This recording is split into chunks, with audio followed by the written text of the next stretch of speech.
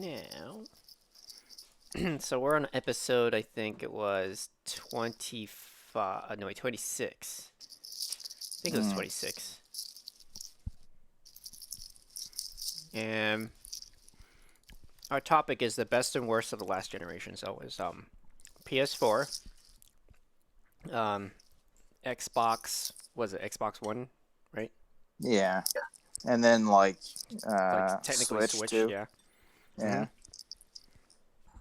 Yeah, so that's our topic, and if we get to it, we'll talk about also like what's our favorite puzzle in a game, Hmm. or like something similar to that, or puzzles in a game.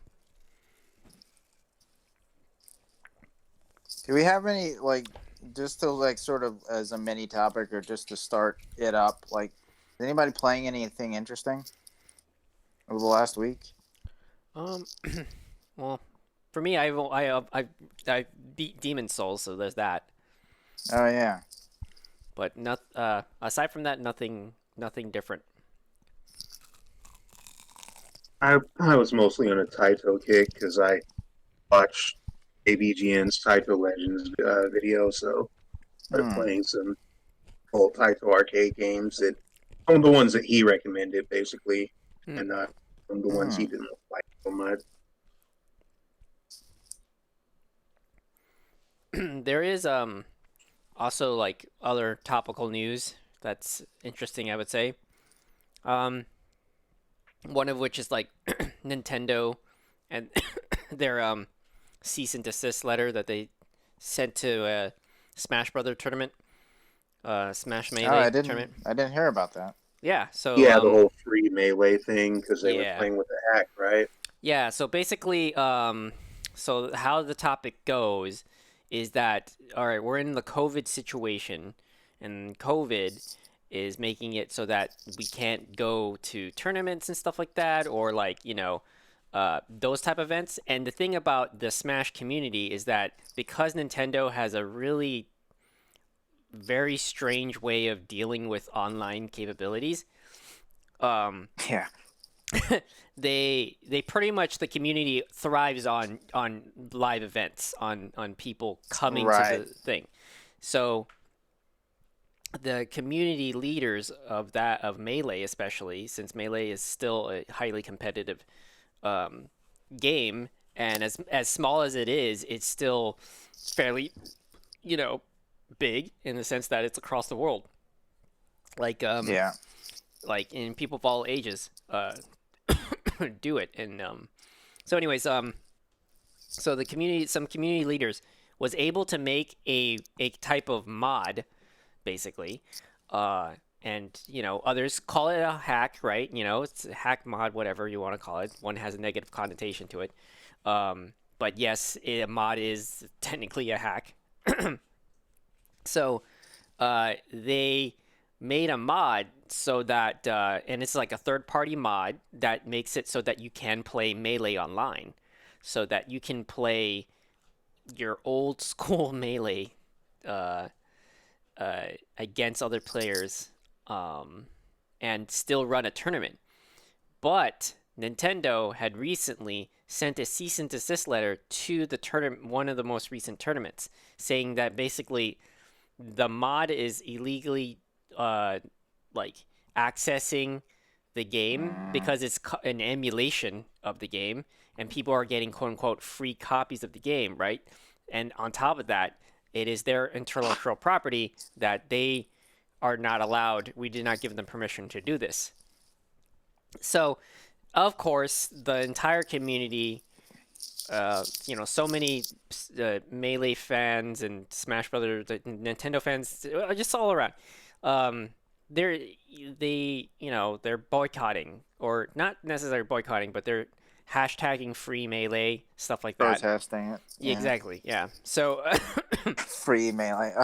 Yeah, I mean it's yeah, this is I already know the answer to this question before I ask it, but I'm guessing there's no dedicated servers for melee. not at all. Well, melee wasn't even online. The thing Yeah, is that Melee was never online. Yeah, So the they way to made play they it did online what was through Nintendo emulation. refused to do, exactly. basically. Yes, basically. Because you have this strong community of Melee players, they Right. Look, like they want to have the game playable online, but Nintendo for whatever reason refuses to go back this to that is game, yeah. and they don't want to Even though support it. like tournaments, revolve around the single game and have Right. for like 2 decades now.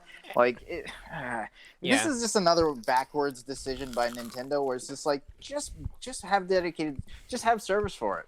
Like Yeah. all Right. like just put like you're that's free money for you. Well, Like yeah. just put it online. Yeah. Yeah, it's not just free money in that sense. So here's the thing. Here's the crazier part too about them doing this is that they're not okay, one, they're not spending money on anything, right? And Yeah, two, yeah. they're not losing anything out of it. They that's it. No, Like it's I mean, they're gaining. Yeah, They're gaining exactly. everything. Yeah.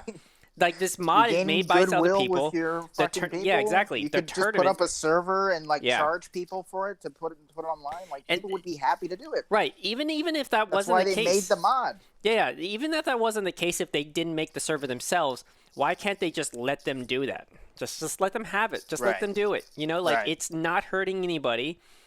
There's no reason. It's like You it's not have- like anybody's out there buying new copies of fucking Melee. Like it's like you're not. Yep. It's not. They're not stealing from you. Like it's. Yeah. This is ridiculous. Yeah. So it doesn't end there. So now, Of course not. of course, it doesn't end there. So the next thing is that oh man, so Splatoon. Now this is like Oh, the fire spreading. yes, it's it's crazy, dude. Because Splatoon was supposed to have a tournament, but Right. the Splatoon players in support for hashtag Free Melee, Mm. they were changing their names and all that stuff to show support for the Melee community. Guess what happened there? Players are getting banned. Teams are Of getting course. banned. And Nintendo isn't saying Amazing. shit. Amazing. Absolutely shit. Yeah. Incredible.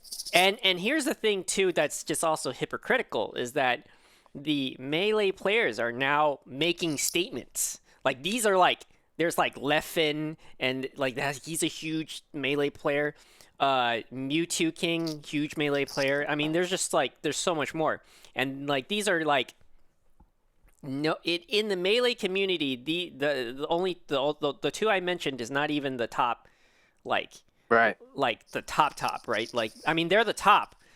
They're called them there was this like okay, I'm not a Melee player. I'm not in that community necessarily, I'm more like, outside looking in. But from what I've researched or looked into and how it was explained is that the Melee tournaments run so often and then is across all over the world that these players are, have traveled to these tournaments and they've become known as like the Melee gods, quote unquote.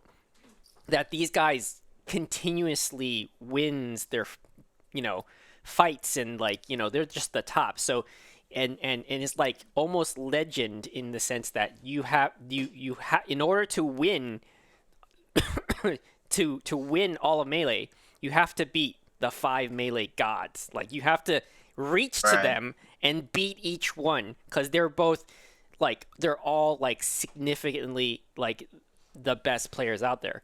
And Right. It's like Bruce Lee going through the tower of fucking Exactly. dudes in Game of Death. so like these players that are so revered and so well known and they just made their I guess what meager career they could make out of it they're yeah they made some statements about how like even though that they're Melee specific, like they only play Melee, but some of them will Right. play the other Smash Brothers. Like they aren't just not gonna play it. They just know that Right. professionally, in the sense that Melee is the most like higher tier competitive yeah. game out there. Yeah. So they'll play the other games, sure. And then here's the thing: ever since Smash Brothers, the most recent Smash Brothers, I mean, well, let's date it back to like when they started to open their doors towards like the Melee sorry, to the Smash Brothers community. They did things like they did tournaments to showcase their game, and especially special invited these Melee players because they know that they were like, so well known. And they get invited for free to play the game before it even comes out and even have a tournament to showcase the game amongst them. And like this is like free PR, right? One, they're not spending money on these people. They're not even the players don't even they pay for their own ticket. It's not even Right. free. Like they just, and it's just like time and time again where I think one of the players said it the best, where it's like it's not that we don't, it's not like we hate Nintendo, but we also at the same time hate what they're doing and we don't Right. condone it, but we still have to kind of okay, it's your game, all right, Right. just so that they keep the bridge there, because they rather Yeah. keep the bridge there, even though they know the partner that they want to like convince is not, treating kindly at all. And Yeah. this is the most recent kind of fire that has occurred. And here's the thing too: the tournament is being it's being it got the cease and desist letter from U.S. Nintendo. So theoretically, I mean, I don't think anybody actually has asked that question. What does Japan Nintendo like? What did they get it from Japan? Like the Japan Nintendo? Order from above. Exactly. Did they get those kind of directions from them, or was this just U.S. Nintendo being an asshole? And here's the thing too: is like another aspect is to this is that these people are like, how else are they gonna play the game now, right? You can't Yeah. fucking it's COVID, like it's impossible, right? And the community themselves go through this trouble to to keep their what they love alive, and then you just like smash their dreams. Yeah. Yeah. So it's now like it's become to like now it's just like everybody's complaining now. Okay, so aside from that, and it's like I'm playing the other side here now. In Nintendo's perspective, I could possibly maybe agree to that. Maybe it's a PR problem from the most recent I'd say in the last year and a half, there's been a lot of issues with the Melee, or not Melee, but the general Smash Brothers community, that there's been a lot of allegations, proven allegations of underage. Oh, hold on. What does this actually have to do with what Nintendo's doing? So people are saying that this is a move because they think that they want to distance themselves from Smash Brothers community because of the onslaught of new news that all these players are being blamed for sexual harassment, blamed for sexual content with underage, blah blah blah, and people are saying that I know about those stories. yeah.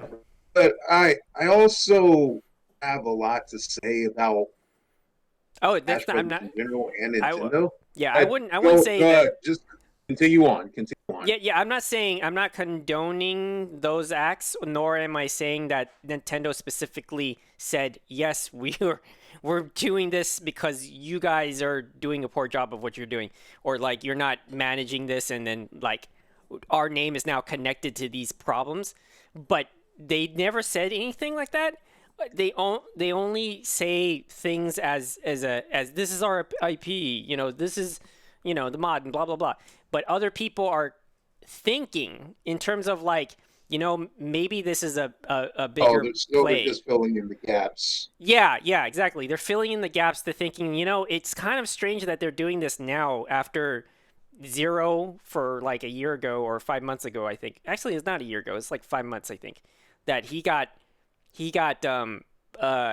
somebody outed him for like showing porn to some like underage people, and then he denies it, and then now there's other people that say no, you did, and then this Yeah, and there onslaught are of plenty shit. others. Oh yeah, There there's are plenty. plenty others. There's a lot more. Yeah. There was the other one that was blamed for grooming a kid, and that they had sex or whatever, and they're like what 14 and 16 or some shit like that. Um, yeah. So there's and then yeah, there's so much more to that, like other players as well.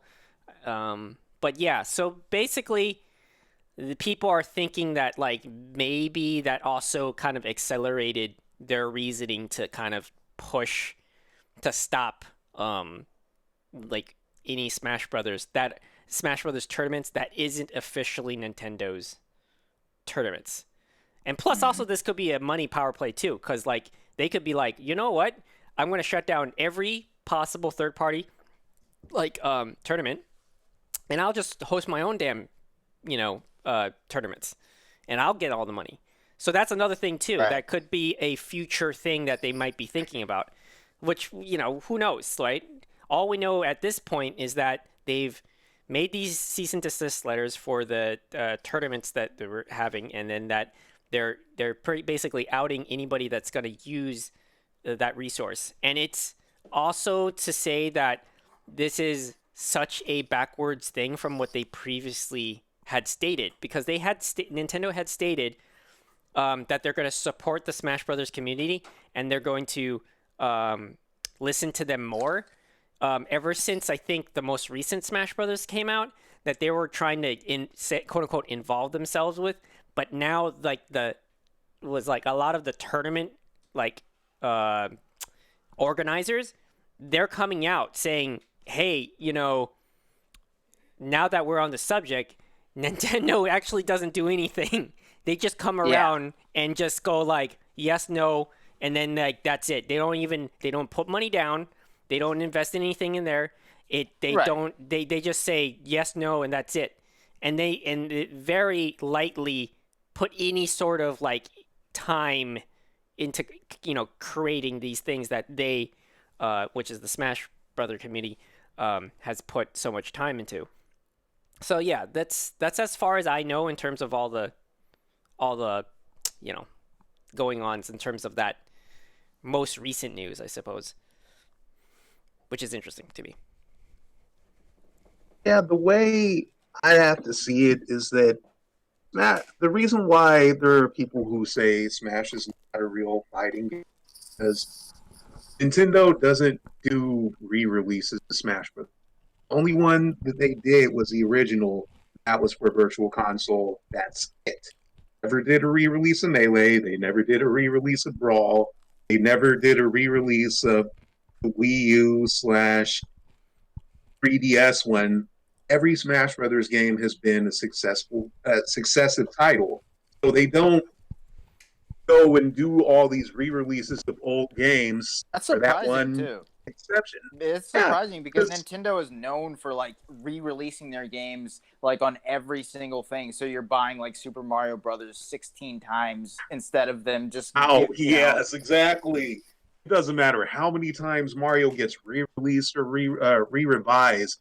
The original Super Mario Brothers keeps getting different fucking versions. right, You got the exactly. Game and Watch Mario. You got the Super Mario Brothers 35 for a limited time only. Expires in March. For some Like, reason, yeah, exactly. Yeah. but they'll re-release era Mario all the fuck over again. But when it comes to Smash Brothers, it's one and done. Yeah. And it it's funny because I understand why the Melee community is what it is, because Smash Brothers Melee is so quick and fast paced, got all these specific tricks people can do with it, Yeah. and Right. the elephant in the room here is that every console before the Wii U and 3DS didn't have update patches. So if Right. GameCube was released at a time where we had update patches, who knows what kind of beast Melee could have been? Who knows what people probably would have been disassociated if they started patching out things like wave dashing and Yeah. Mhm. whatever, like cancels and like all this other stuff that tournament players do. And they'll think that, oh, that's why you like the game? Those weren't supposed to be features. That's probably what was on Nintendo's mindset. Because even if they did, do a revision of Melee, they're not going to re-release it because of Melee fans. They're going to re-release it because they want to double up on Smash Brothers Ultimate sales. Because they think that the whole point of Ultimate was that it was supposed to supersede Melee, which is why they invited those players. They like, will you start playing this instead of Melee for your tournaments now? But people specifically like Melee for its roster because the roster is not going to change, and you're not going to have to adapt your strategies for new characters. You just refine what you have on what you already use. It's like the old faithful of Smash Brothers game. I get it. No, I mean, I understand why people like playing Melee. So even if there's all these connotations about the players, Melee works the way Melee does. You're not going to get the Melee experience on Ultimate because if it's not the mechanics, it's definitely the characters. Right. Some of your favorite characters are going to get their teeth like sawed down. They're going to get nerfed, basically. Your favorites are going to get nerfed one way or another. And Right. I can understand that. That's what's so nerve-wracking about update patches on Ultimate, because that character who you might have been kicking ass one day might be like Aquaman the next, going like, oh shit, it's Yeah. only useful in some situations, not all. Like, And that's not just Smash Brothers. That's just any competitive, multiplayer game has that all the time, like nonstop. true. Like, I'll give you think another the example, like League of modularity Legends. League of Legends is notorious for their nerfs and buffs and their different patches. Like the way that League of Legends played like 6 months from now, is gonna be different from what what it was, a year ago. And then it's a completely different game now, right? So like I think that's like something that every game goes through, especially if it's like specific characters and weapons and or whatever abilities, and especially updates and stuff like that. But it's like weird that that the company would go out of their way to just stomp them out. Like they're in within their rights to do all that, but it's just like, why are It's you not. making these moves? I mean, it's not surprising though, and it's Right. This is Nintendo has set a precedent for this before with just simple things like, oh, you YouTubers can't stream like Nintendo games and stuff like that because Yeah. it's like, oh, well, it's like, but it's like you don't want free promotion for your games. Like, Yeah, there's you're no not losing anything from this. You're Yeah. only gaining money. Like, I Yeah. don't understand. It what doesn't the make problem sense. is. Yeah. It's so interesting that there's some publishers and some developers that there's like the opposite spectrum where they really, cater towards that streamer community. They know that they're going to be their outlet for marketing, and they're the best. But I mean, exactly. For It's that? free marketing. That's Yeah. why, like, literally every other fucking game on Earth is like, oh yeah, you can have a free copy if you're even Yeah. marginally successful on YouTube. What is that fucking? There was like one asshole guy that said, the one developer that was all like, like streamers should, DMC. We don't DMC strike them or some shit Yeah, like that. We yeah. should. Oh And yeah, I'm you all have like, to buy a license if you want to stream our video game. Yeah, that's Yeah, fucking yeah. dumb. So dumb. I Yeah. think that's like people don't realize that like for those people that talk like that, I'm all like, man, you don't understand how much you're stomping on the people that put you on the pedestal stool, like but these I are there can't are remember some games exactly that who do that spike was up either, in sales but that- because of the stream. right. Or mini games. Right. Mini games do. That's Yeah. the thing. Like everybody, you have to understand. Like everybody who watches a stream, like some people don't play the game, but most people play the games. Yeah. And even if they're like, even stuff like they're watching Fortnite, they'll watch the streamer for a while. They'll learn from them. They'll ask. They'll participate in chat and ask them questions. And they want to get recognized and all this stuff. But then as soon as the stream is over, they'll go play the game. Like that's Right. the thing. Like it's not like they're not mutually exclusive. Like they're connected. Like Yeah. so and this is something that marketers and publishers they know it. They take advantage of it. Like and both sides benefit from it. The publishers get free marketing. And they get it out there because marketing is stupid expensive, and then the streamers get to make a living. and the audience gets what they want. Like it's a win-win-win situation. Yeah, yeah, exactly. And it's just weird that there's people like that that just don't understand that concept. And on top of that, like even at a moral standpoint, really, it's just like these people that are you're kind of like you're restricting them is also your community. Like, what are you talking about? Like, they're Right. practically your community leaders, and you should treat them in some respect that like they enjoy your game enough to play it and also Right. show other people, and that's how like it's just an Right. internet version of when back in the day when you would get I just got this game, check this out, let's both play this together, and like Right. you would stay up at your friend's house and you've been playing that game, and it's just the same thing but at a bigger spectrum, and Right. it's just like they are your community. Why treat them like shit? Like they are not doing anything wrong here. Like if you think they're ever doing anything wrong, then yeah, okay, fine. Like put your 2 cents into it. Put something in there that makes it so that it's steering the direction you want to. Maybe some sort of like negotiation here, not just straight up just shutting them down. It's just like it doesn't make Yeah. sense. I Like mean, these. and if you mentioned before, like, oh well, maybe Nintendo is planning something with this, like, and they're gonna have some Yeah. sort of proprietary platform. First of all, highly unlikely. But even Yeah. if they do, like, Wait, I said what? something like that? No, I did. No, Sean was. Okay. I was Yes. mentioning. You remember like the part where it was like drawing that they could be doing this for another plan. I mean, this is just Right, like right. the first Like to have step. some sort of plan in the background You're right. for Smash Brothers Melee. But like, it's first of all, it's unlikely. But second of all, it's like, okay, if you do have a plan, now's the time to share it. Like Right. now's the time. Why keep it a secret when like this Right. community that has supported this game for such a long time, the community that you would be giving this theoretical Yeah.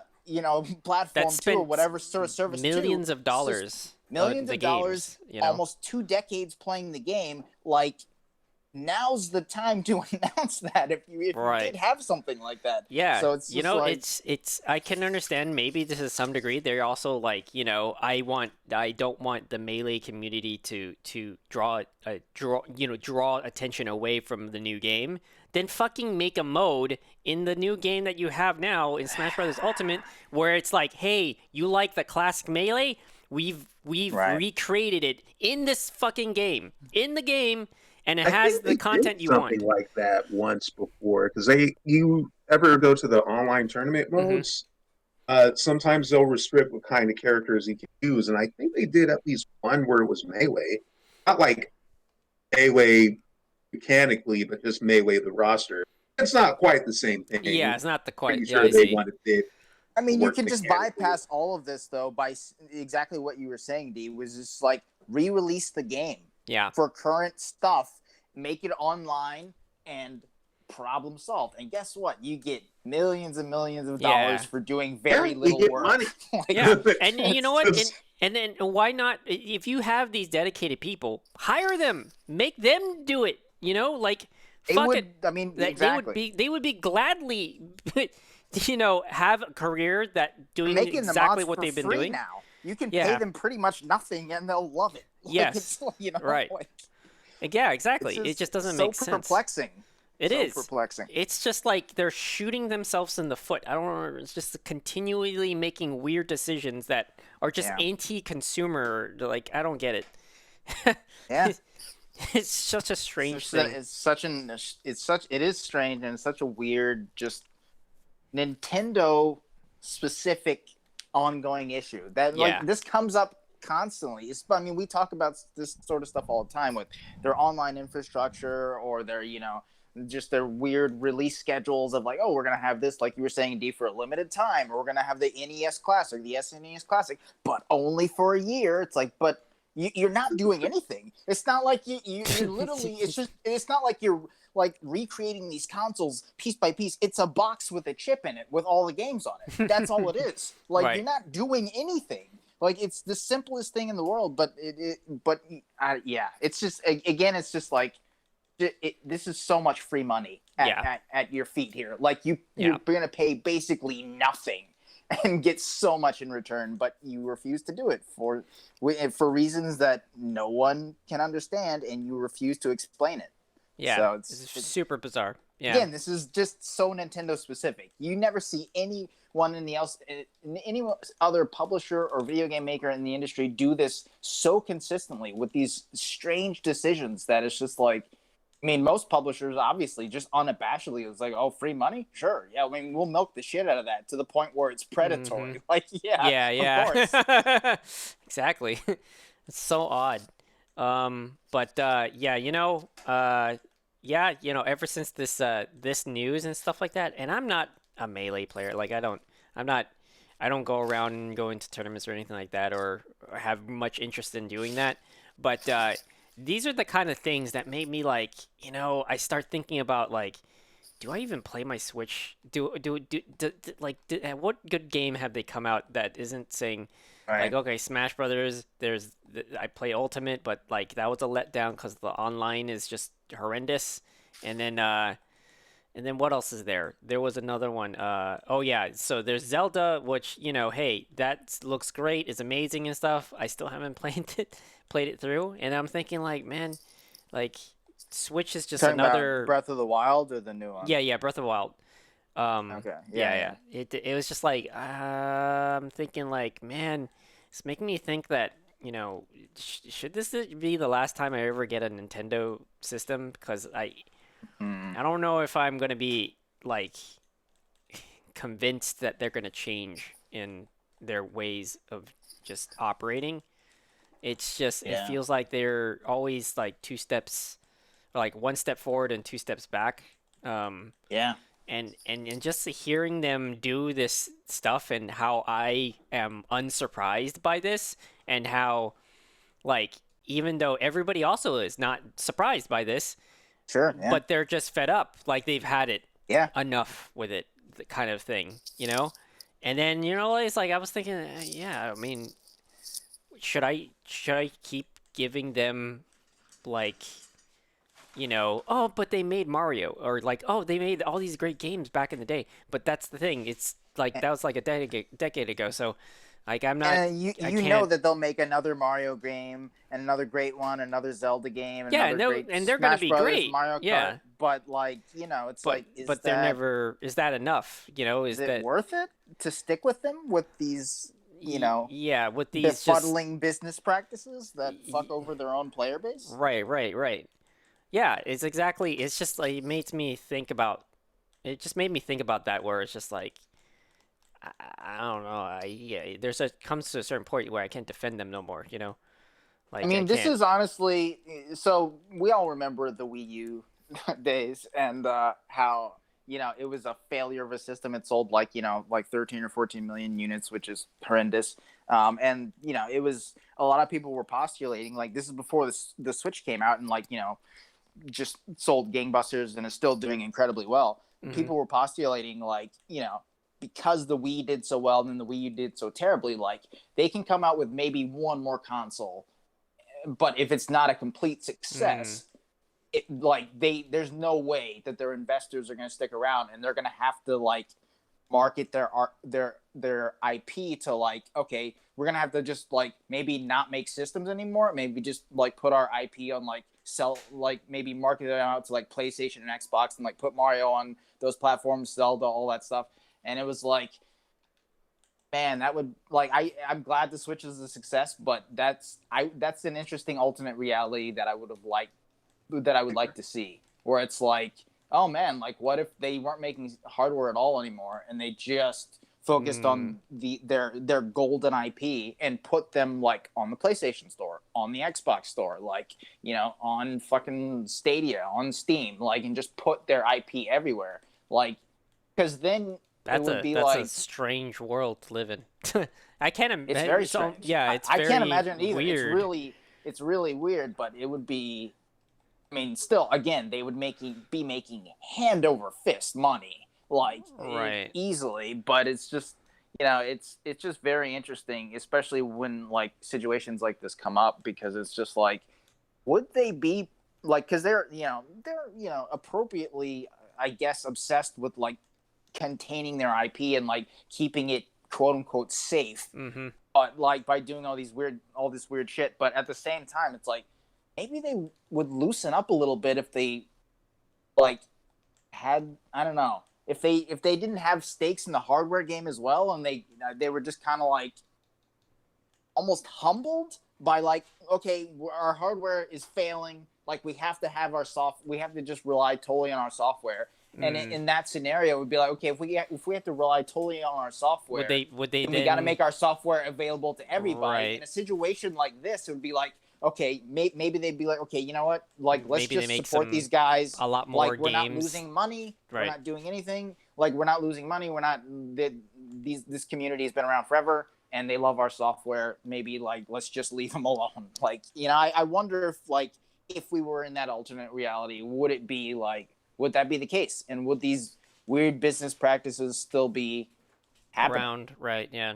And maybe they would finally get around to like fixing their online structure, because like if you're just dealing in software and you want to get your software to everybody, to as many people as possible, so you want to make sure that online infrastructure is sound so people can easily jump on and talk to their friends if they're playing Mario Kart online or Smash or whatever. Yeah, maybe it wouldn't draw so much of their attention towards towards the what they're currently doing, and then actually, perfect the things that are just lacking. Yeah, Yeah, that would be really interesting if they, or if that's, feasible and capable of doing.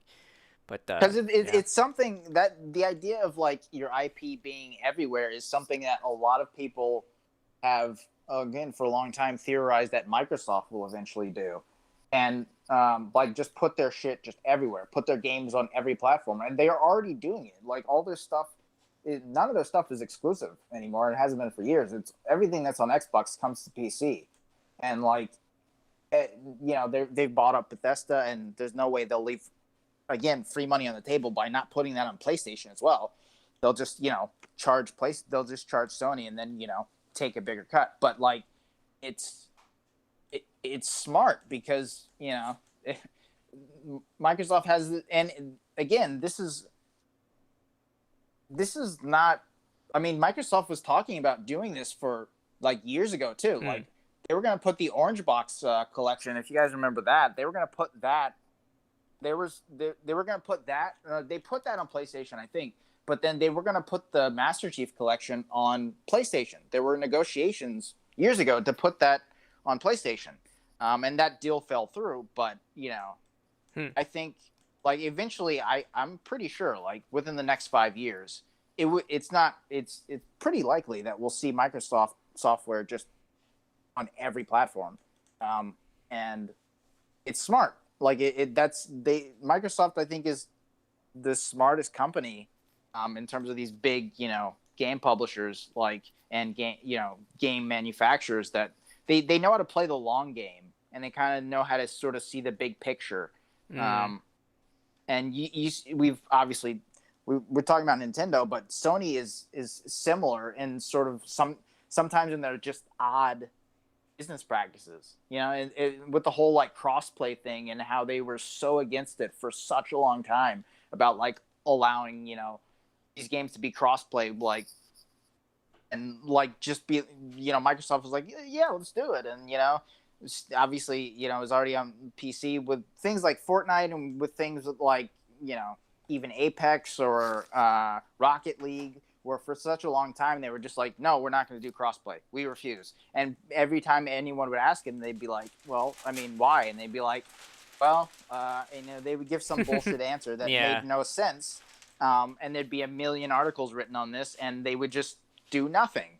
And then eventually they caved, and I don't know, it's really weird. It's very interesting when it's very interesting when like the business practices of the business that would like is sort of like the best decisions are sometimes like the biggest businesses are almost blind to them, whereas the public is like, wait, but what are you doing? Like, what the public is like yelling at them for like this is the right decision. Like, there's no way you can lose here.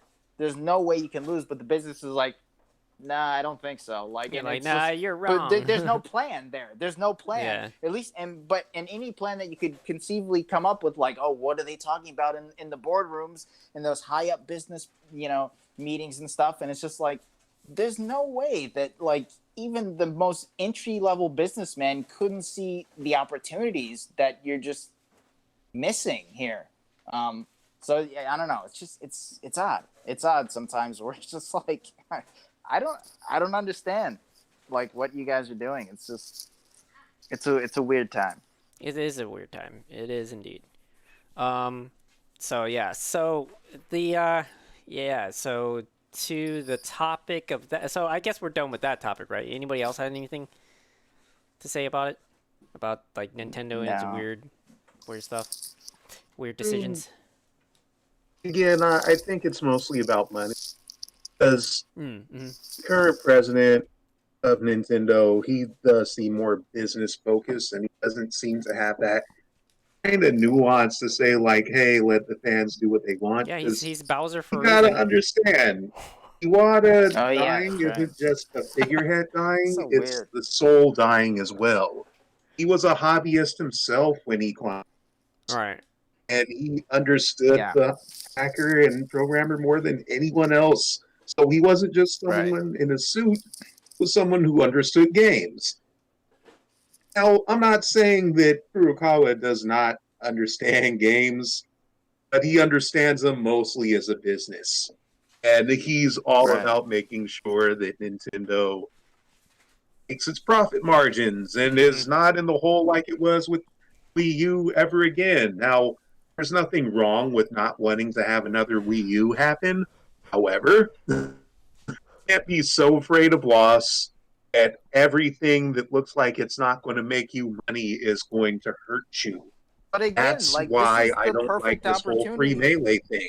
Right. But Right. this is the opportunity to, like, this sort of situation is the opportunity to make free money. Where it's just like this is so much money on the table here that you're just not that you're just walking away from, and you don't even have this situation in particular, they don't have to do anything, like you were saying before, Sean. Like, it's like the community will take care of everything, Mm. and then you just get a cut because it's your stuff. Right. Like, it's like, I just don't understand where the business side of it even, like, fails to see this. And Yeah. I think I do, because Smash Brothers has consistently been the best selling Nintendo properties during the 3D age. When N64 was not doing so hot, Smash Brothers actually made a killing in sales. And Sure. it's done so well on GameCube and Wii and onward. And Smash Brothers has been selling killer on the Switch, even with DLC and everything. So I think they basically see Smash Brothers more as a commodity rather than as a franchise, where the more sales it makes, the better it is. They don't see Smash Brothers as a let's release the installments people love, like Capcom will for Street Fighter, where you know you're going to get a different experience. Play Alpha or 2 or 3 or 4 or 5. Smash Brothers, to them, I'm pretty sure the idea was that they wanted to make Smash Brothers replace Melee. And it's not that they failed at doing that, but there are reasons why it can't replace Melee. Right. Um, Melee doesn't get updates, and Melee has the same roster from start to finish. It is not going to change. Not going to see third party characters in Melee. Well, you're not going to see third party characters in unmodded versions of Melee, I should Mm-hmm. say. But the community is what it is, and I'm sure that, like, I agree with everyone else here. If they would just re-release a damn game and just give it online functionality, we wouldn't be in this mess. They Right. have this idea Smash Brothers is something that has to sell for what its most current version is. Now, maybe that'll change. Maybe they'll challenge that. I hope that they do. But Yeah. as far as I can see, they really want to bank on whatever Ultimate's got and whatever Ultimate does collaborations with, because I think they really do want to recoup on their costs. And I'm seeing a lot of third party characters that are probably going to end up in an Ultimate. Like there's that rumor about Jonesy and all the other Fortnite skins being Oh yeah. Smash Brothers material. So we'll probably know what the gist of that is by Friday. Who's to say? But my whole point is that Smash Brothers Ultimate, because it's current, it's because they're putting a lot of third party stock in that, or whatever kind of DLC material is going to be available. I think they still want to squeeze as much capital as they can out of that, and I think they even might push for a third season of DLC because of Mm. that Mm-hmm. wave and hype, which is something I dread because I just want to be the end of it. Been through a long fucking year. Uh, Yeah. but yeah, I mean, bottom line is that it seems like the solution could be simple, but maybe there's a bit more than what we're seeing here. Maybe the port job isn't going to be applied by night task. Maybe they're not necessarily, they want to make sure that it's exactly like the GameCube version.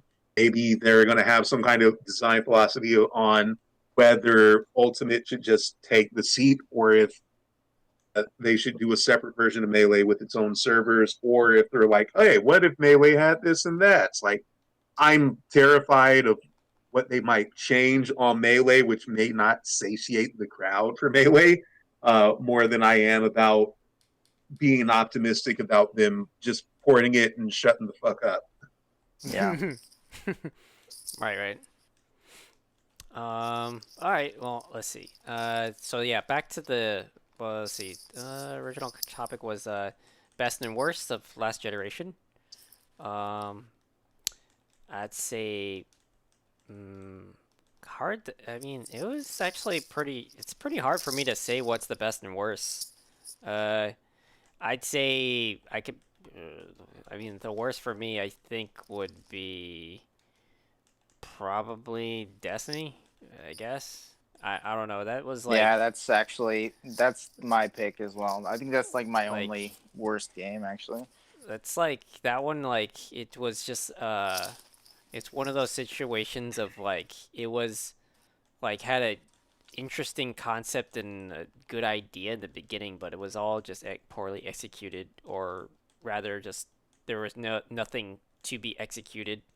Something was like wrong with the production that made it like impossible for them to make enough content that actually like was serviceable into what they wanted to do. It didn't match well with like the whole lore and like the story. It was pretty disheartening. Just in general. It had like it was had a good game in the beginning, and then when you get to the whole like end game aspect, it's kind of just this grind fest, and Which is most of the game. which is Like most of the they've game. said Yeah, it's themselves, like like Bungie has said themselves, like the end game is the real game. Like right, it's right. like but that's yeah, I don't know. Yeah, and they even to now when they up, their most recent content, and sure, they've made improvements, but the improvements are just shallow. Just they're not big enough improvements. Yeah, It's not enough for me to want to go back. I don't want to play a game that just continually presses the number up higher and higher, and it makes it harder to get to the next number.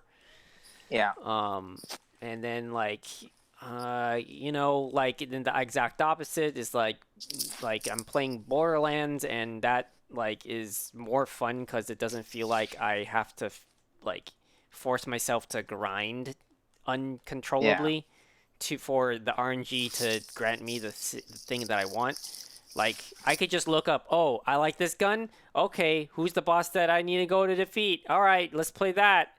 And then, Right. every so often, like it may take a couple of fights, but usually it's not like me spending hours and hours of trying to get through the same content over and over like Destiny was. Right, because it's built to not be a grind fest like that. Right, Whereas exactly. Destiny is made for that. Like because that I was years ago when we played Destiny 2, like I was saying, like, man, wouldn't it be nice if, like, instead of having to do all this RNG bullshit where it's like, oh, Mm-hmm. you do this quest and maybe you get it, maybe not, maybe you get the same pair of shoes for the fifth time, who knows? And it's just like, wouldn't it be nice if, like, okay, even if you have to do the hardest thing in the world and it takes like days or weeks, and they give Mm-hmm. you a task and it's like, okay, here's how you get this weapon.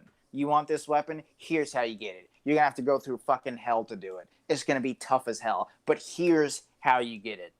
Like, That would be yeah, awesome. That would security. be Yeah. awesome. And as a player, that is a player who doesn't really like Destiny and doesn't like that grind fest and that sort of carrot on the stick mentality. Right. That's awesome to me. But Bungie doesn't do it because that's not what Destiny is. Destiny Right. is supposed to be a grind fest. You're supposed to endlessly be like, okay, I finally got this gun after months and months, and it just happened to drop on this random roll. Awesome. And they put out a new gun, and you have to do the RNG fest again and again and again. And it's that endless cycle.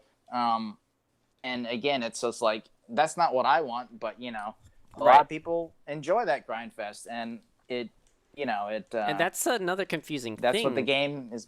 It's like the grindy games prior to that, like they never was like hard. It was like very easy. Yeah.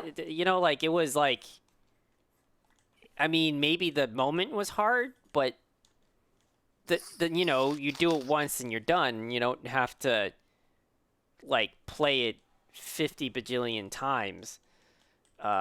It was a lot less. So I think that you know what I mean? it's that's definitely true. But I think that's why, like, I think that's exactly what you said, where it's like it's once and then you're done. Bungie doesn't Right. want you to be done. Yeah, ever. they want to just Like, keep they going. want Yeah. you to do this, right? So they intentionally blowed out the game, Right. so that most of it is filler and most of it is fluff. But every once in a while, you get something you want, right? It preys on that addiction center of the brain, where it's just like, maybe, and again, it's tailored to a specific group of people, but it's just like, okay, like it's a gambling system, right? Where you go in, and we don't have to get into the whole loot box thing or any of that. I'm not even talking about that. I just mean on the base level of, like, it's just gambling, where it's just like, you're going in, and Yeah, it's just you're maybe I'll pulling get it, maybe I won't. Yeah, you're Like, pulling the I lever lost down. this time.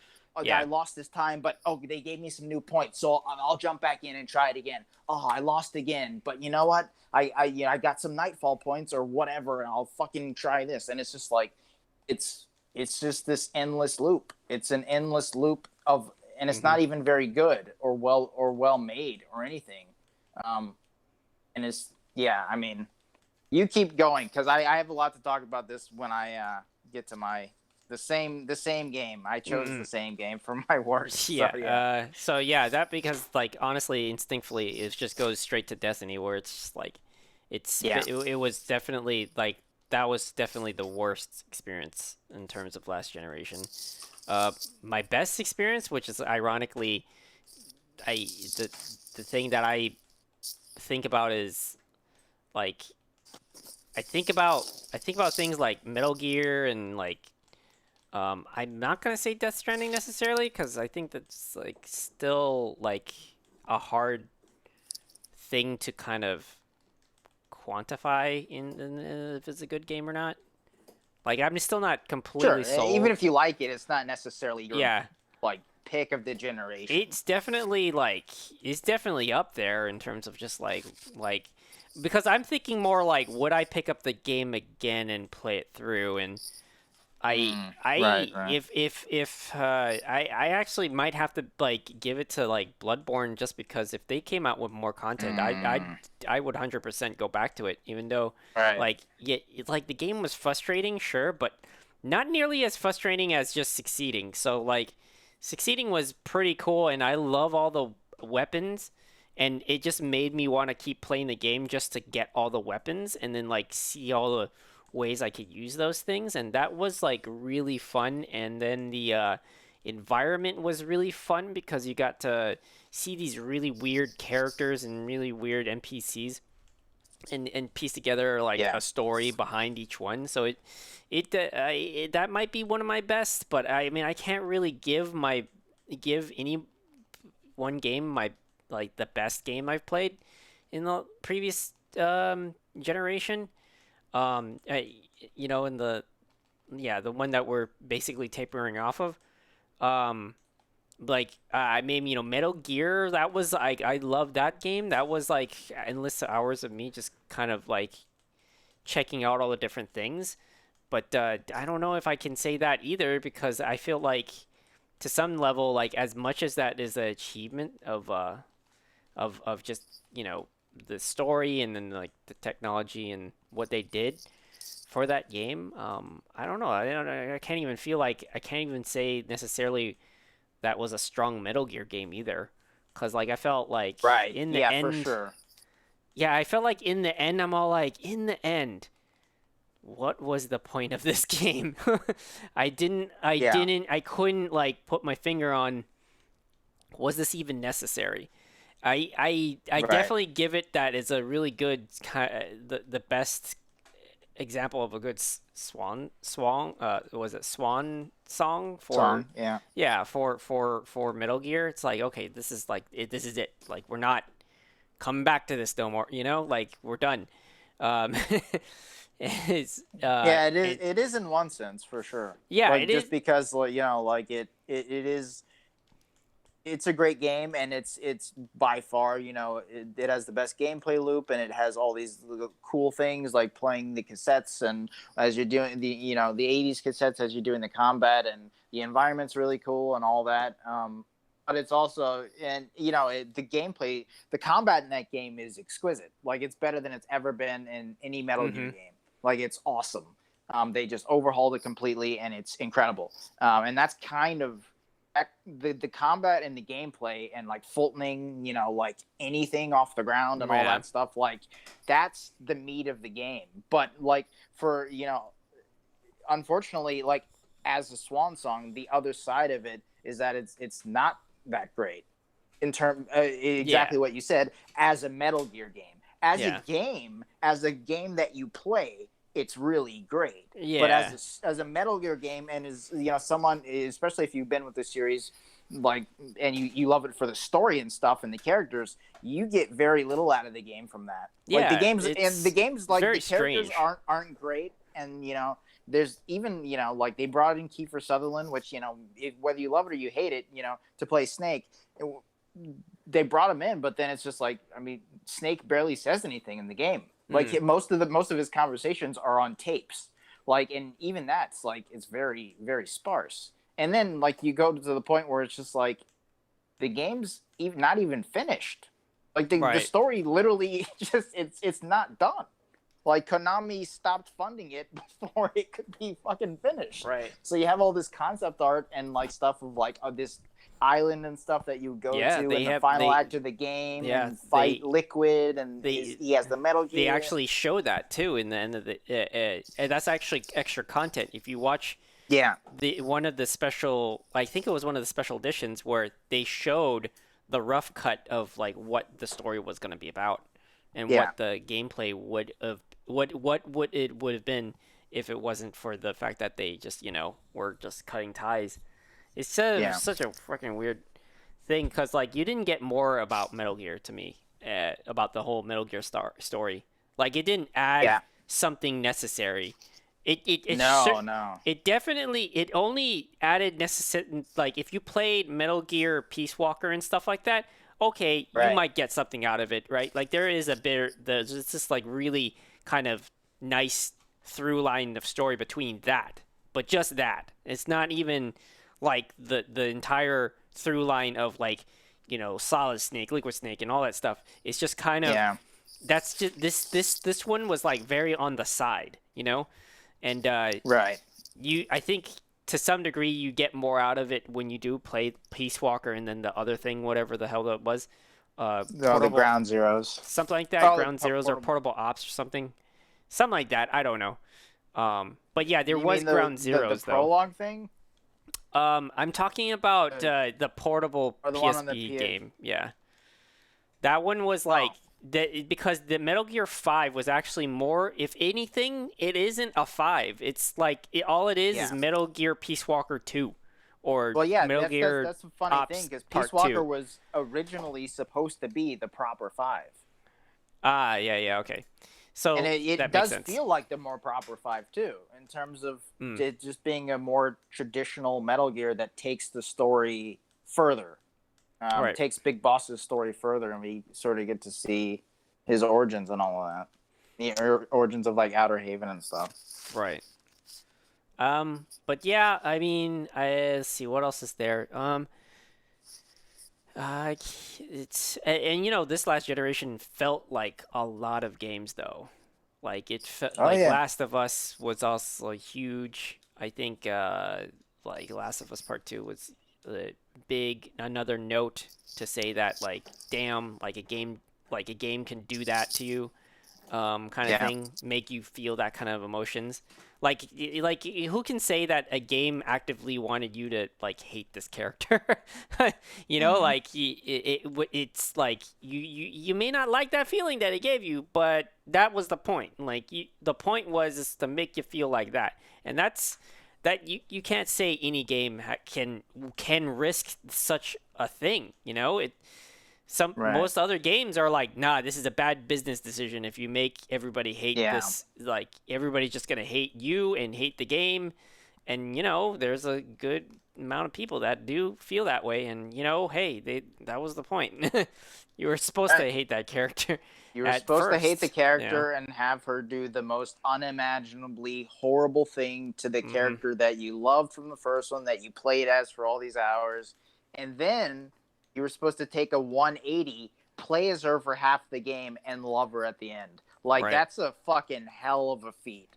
And Yeah. we've talked about it ad nauseum, but, like, you know, that it worked for me. Like, I love Abby at the end. Like, she's amazing. Like, and Mm. that's incredible. Like, Mm. it's true. It's exactly what you said, where it's just like, man, like, I don't remember a game. I don't remember a time that another game was able to 180 a character so fucking hard for me, like Mm. ever.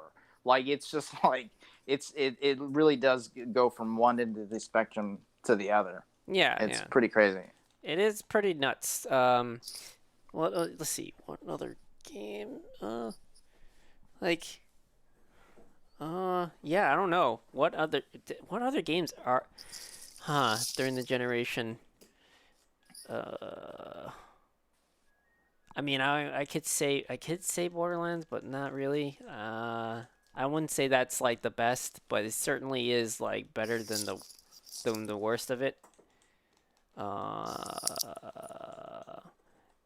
And then, you know, we were just recently playing. I mean, we were playing a lot of Apex, and that's certainly there was something fun. There is something fun about it in the sense that, like, you get those very rare moments when you are like, you know, under fire between everybody, and you know you're in unsurmountable odds, right? And you come out on top, and Mm, that's just like a huge kind of like wow moment.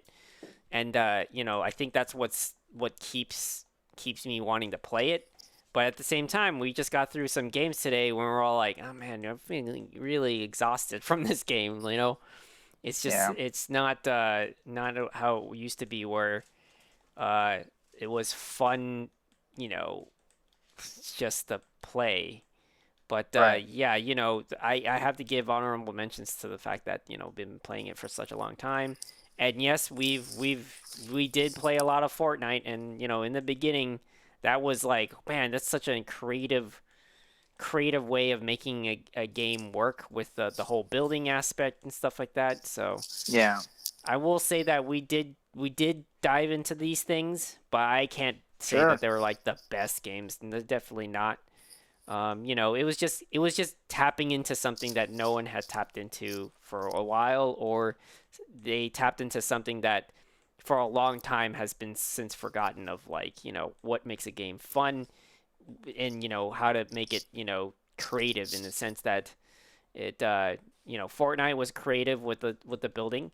But you know, Apex was creative in the sense of how do you make a class based or character based like uh multiplayer work Mm. in a very competitive kind of way. So and have it so like intense. Like it's fun to play and it's also fun to watch because it's one of those things where it's like damn like some crazy plays that you see people do or like uh just like the way the movement works. Yeah. So um I gotta give it the shout out because I am, we're still playing it even now. So, or Oh Apex at yeah. least. So, I mean, yeah, in terms of like the Fortnite thing and even Apex to an extent and like like Black Ops 4 and then Warzone for a hmm little while. All those things like for me like I mean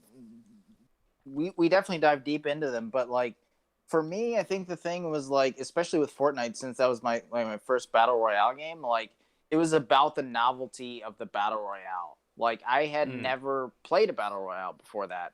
Um and it was like, oh man, this is like it's a new type of game that I haven't played, and that was the case for a lot of console players, I think, where it was just like, there'd been a few big battle royales before then, but most of them have been relegated to PC, and so it's just like this is like a whole new experience.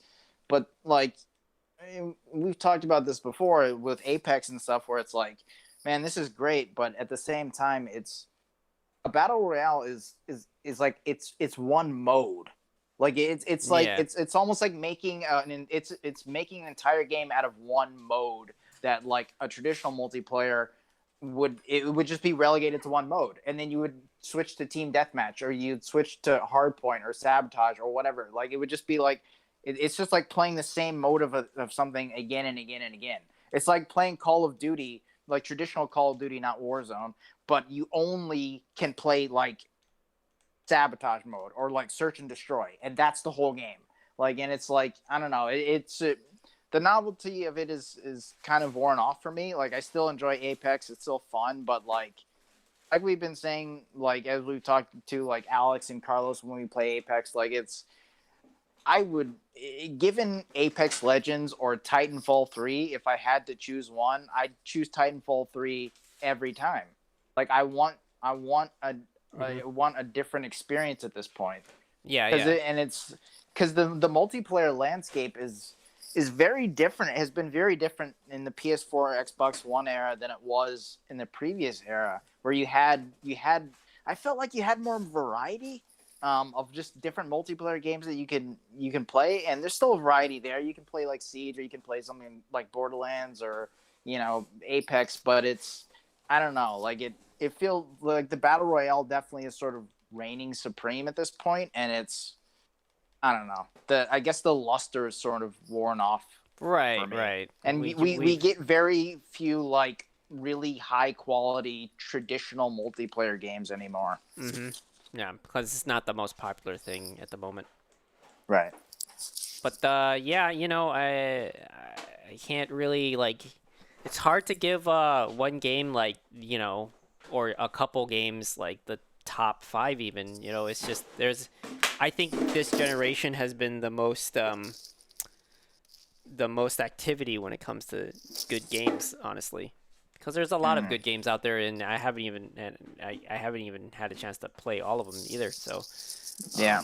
I think also Red Dead is like I haven't even beat the game, but that one is like damn, it's like really just immersive in terms of just Yeah. like how deep the world is. Um, Yeah. but yeah, yeah. Does anybody else have any ones that are their top for last generation or worse? I do, but do you have anything, D'Angelo? Uh, not really. I could probably say they're kind of like they're in the middle where it could have been good, but something's off. But nothing necessarily best or worse. Um, and a lot of it would just be listing. Okay, so I'd just say go on and on. Okay. Uh, well, yeah, I'll give. I have what like I have like maybe seven here, but like I guess I'll just give some honorable mentions to like some of the ones you talked about, John, like Bloodborne and The Last of Us 2. And there's stuff like Tales from the Oh, that's Borderlands. right. Dark Souls 3. I played the shit ton of that too. Oh yeah, yeah, yeah. I mean, those games are fine. I like Bloodborne specifically. Like that was like the first From Software game I played, and it's still the best in my opinion. And you were talking about how you like all the like switching between weapons and all this and that, and like that's not really why I like those games. And I don't Mm-mm-mm. like, unlike like a lot of people who play the Souls games or the Soulsborne games, whatever you want to call them, like. I don't even really like the bosses, honestly. Like it's just kind of like okay, like let's just beat another annoying boss, just like any other game, and I get through it. But I like the shortcuts, and I think honestly, in terms of, and there's always some really interesting characters, but I think in terms of like world design and environmental design and like just like world building, I feel like those games do it maybe better than anyone. Like I Hmm. think that I've had this debate with Carlos many a time, but like the game doesn't, they don't really have stories. Like Sekiro has a story. There's a lot of lore in the background as well. But like there's a proper narrative. Like go to from point A to point B. The character does this. Here's the arc. Okay. The rest of the games don't really have that. Right. Um, I think and I wish Carlos was here, but he yeah, I himself mean, had yeah. said during when we were playing Bloodborne, and this really puts the nail in the coffin of the to me, in my opinion, about the difference between lore story and then there's the narrative story, is that the narrative story gives the character the motive to move to the next step. Whereas it because we were on our defense in terms of our perspective is that it didn't have a narrative, and then for him he was trying to define that lore and narrative are both the same, where we were saying Uh, lore is not the same as narrative, and it kind of it maybe lore has its own narrative, but unfortunately, the way that Bloodborne worked, and in a lot of Souls game, not saying that they're bad games, we're just saying that it doesn't have a narrative, like that one very specific objective. And yes, everybody can argue, and I'm sure other people can argue that like just because it doesn't have a narrative doesn't mean doesn't have a story. We're not saying it doesn't have a story. It does have a story. It just doesn't have a narrative. One where you're following either your character or your a character going from point A to point B. Not saying that again that the story needs to be that way. We're just saying it's not there. And he himself had said, I'm having a hard time having the motive to going to the next boss. Either I don't know if he meant it in the sense that he feels like he's being dejected from just losing to the next thing or not moving forward, but I remember specifically he's like, I'm not sure why we're going there. Like, why am I well, that's the going thing. there? No, And that's that's the thing. that's the Most problem players with don't the know what the fuck's narrative. going on. No one knows Exactly. what's going on, Right. and that's the thing. Is like you have to even know what's going on. We're not talking about like it's the thing is like story and lore are definitively different things. They are just look up the definitions. They're Right. definitively different. Right. I understand what people like are having this argument, but the thing is like the reason why like there's no active narrative in Dark Souls is exactly that. Nobody knows what's going on, and to actually know what's going on, even people like Vadi Vidya, who are the authorities on the lore and stuff, and they actually explain it because you need videos to explain to you what's happening, even on Right. the most basis level, even like what's going on in the world. Why is this here? Who is this person? What are they doing? Mm-hmm. Instead of it being explained through a story, these people who explain this shit for a living, even they have to collaborate with other creators Right. To to understand what's understand what's going on going and put on. all the pieces together. And then Exactly. even then, there's so much ambiguity. Even then, like Yeah. where it's just like you'll see in Vati videos, like videos all the time where he's just like, okay, and that's the lore, but this and this, like we still, I mean, no one knows, like, and that's Yeah. fine. That's Yeah. totally fine. And again, there's nothing wrong with that. but whatever. Like that's the case with those games. But like again, like that's I don't play it for that. I play it for the environments and the world building, and I think that game and those games really do that just exceptionally well. Like Right. it's almost bar none. Like they're experts at creating really well lived, like sort of lived in, really interesting, intriguing worlds. But again, that's just an honorable. That was just an honorable mention, and then I have just like the Outer Worlds and Resident Evil 2 and 3 remakes. Those were great. But to get into the sort of the proper games of the generation, I'll just start with the worst game. Like it was hard for me to like. I would look through all my trophies and I look through like all the games I played on PS4 this last generation. And again, I was saying this before the podcast. There's some games I didn't like in the generation, but there's really I couldn't find any where I was just like, man, this is the worst. Like, except for Destiny. And the reason why is sort of it was what we were talking about before, but the reason why Destiny is the one that sticks out to me as the worst is not just because it's a shitty game, which it is. It is recycled environments and there's very little actual material there. It's sort of just it's this hodgepodge of just like very little material that they just recycle and regurgitate to the player again and again and again. And if you're into that Mm-hmm. sort of thing, by all means, have at it. I will say that the gameplay in those games is great because Bungie knows how to make great gunplay. They make some of the best. And I totally get it if you're in it for that. But like the reason why I chose Destiny is more than the game itself. It's more about the precedent that it's set in the game industry, and this fucking very stupid, but I mean, like, it's understandable from a business point, but at the same time, a predatory goal and precedent that this game set is that it really pushed forward the games as service movement, and it really it everybody's chase. There's so many big companies where they totally sabotage their own games, just because they're chasing that Destiny money. Like Mm-hmm. Division is one of those games. Although I think the Division has done well, I think it's one of the better examples. But you have games even now like things like Avengers or Anthem, where they are Especially very Avengers. clearly. Holy shit. Well, I mean, I Jesus. mean, all of those games, like Anthem as well, because Yeah. they're all clearly like it's It's failed undeniable, completely. Yeah. unabashedly, like they're trying to be Destiny. All They're right. trying to be that. They're trying to be the game where it's just like there's not a lot of content here. Yeah. We know that this Fallout is made for 76. grinding.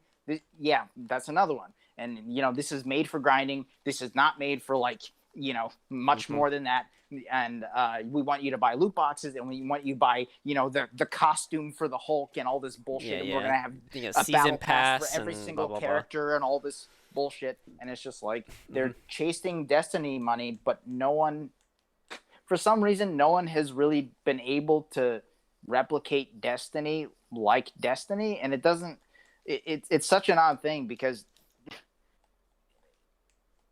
it's I don't want to get into the whole predatory aspect of the way Destiny works, and like because they like Activision actively looked at like, okay, they did research in terms of psychology, and it's crazy. You guys, like, anybody who's listening to this, look it up because it's fucking insane the amount of research that's out there and that they did, in terms of like, okay, here's the psychology of how people's brains work. We're going to prey on the addiction centers of the brain and Oh, put this in the the game. reward system. Like, it's Yeah. fucking insane. Like, they go to seminars, and literally like the guy is up there going, okay, here's how you bring a player in, here's how you hook them, here's how you get their money, and here's how you make sure that even if their health is failing, even if they're fucking losing money, even if they quit their jobs, they will keep coming back to this game because and they will think that that's like all that matters, or that's a priority in life above like more important things. It's really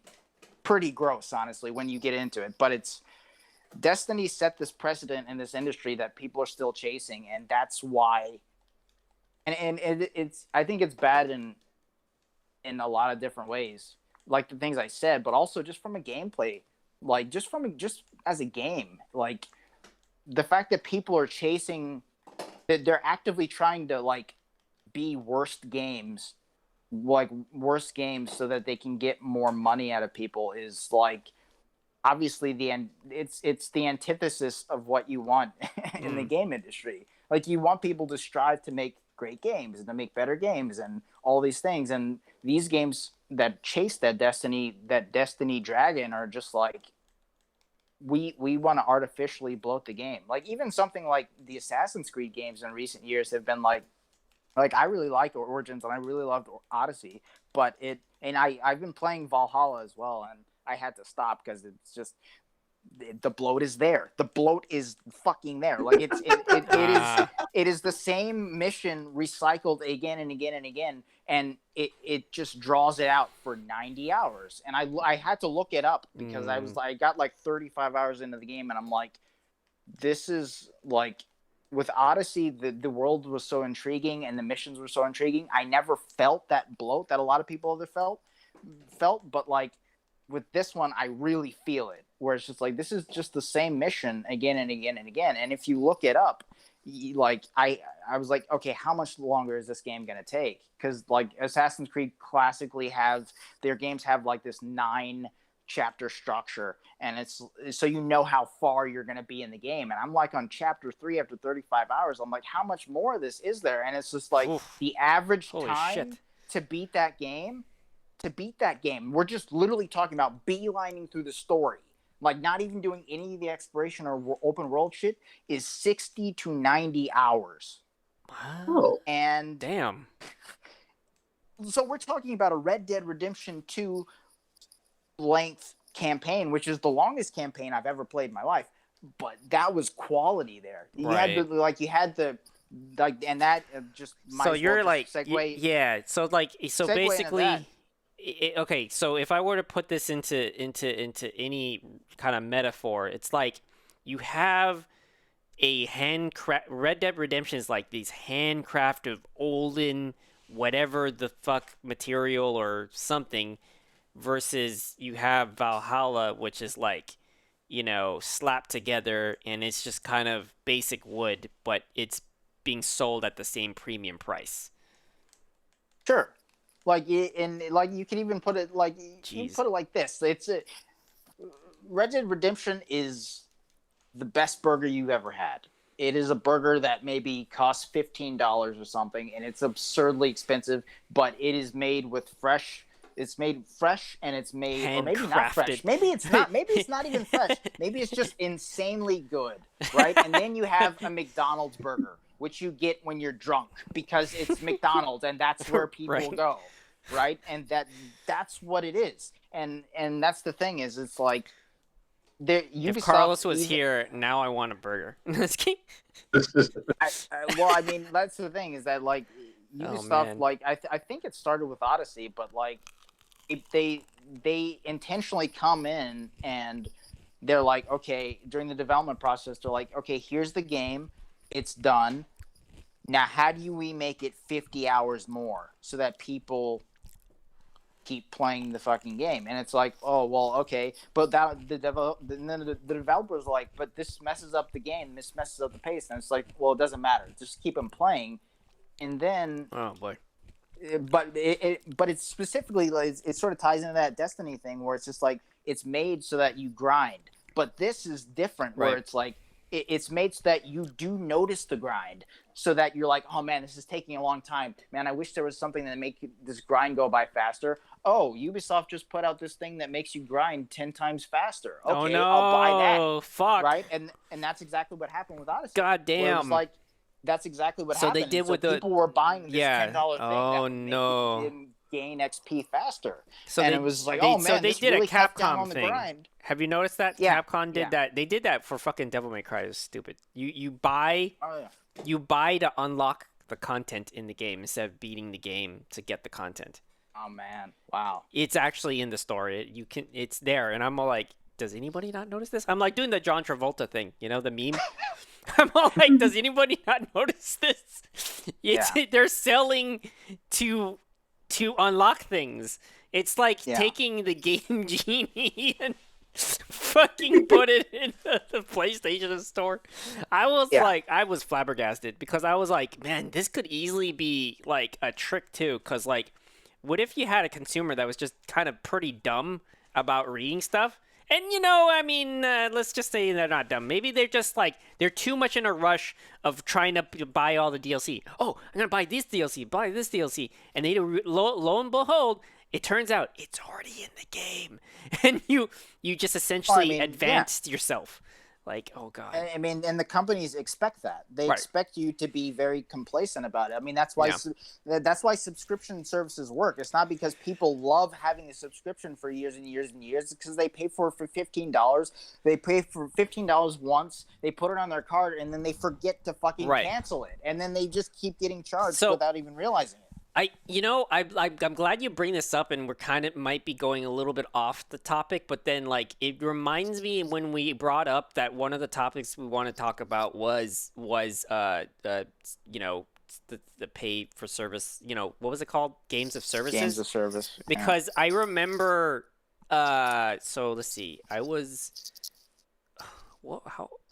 in college, and there was articles that were coming up that, and this is back in college too. We're talking predating. This is like PlayStation 2 era, right? We're talking like like PlayStation 2 to PS3 around that time when we had the first Red Dead Redemption, like amazing DLC, right? And Yeah. that was just like, wow, who would have thought Some of that the best a ever single made. Yeah. who would have thought a single player game would have more content even after, right? Like that was Right. the one big, huge thing, and it was good. Like it was like you didn't feel like you were paying extra money just to Right. fluff it, right?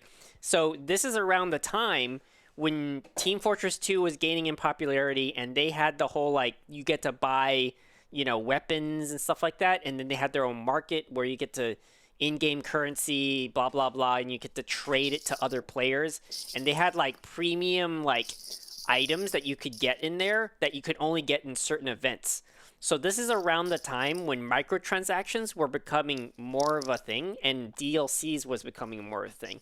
And there was a specific article, and we had this debate in my class, and we're talking about game design stuff and game industry stuff. So we were debating on the fact that we were seeing that people were seeing the trajectory and how dark it would be.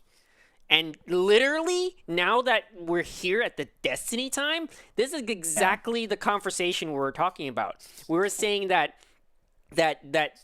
we see a bad way. Like in one way, as a developer, it's great that we can, continue to develop a game, and then like Sure. you can provide stuff for the players to purchase, and it continues the life of the game, because in that time, you just had that much money, you had to make the game, deadline, done. Like after that, you can't even like fucking fix the things that you needed to fix, and it was kind of Right. stressful in that sense, right? Big crunch.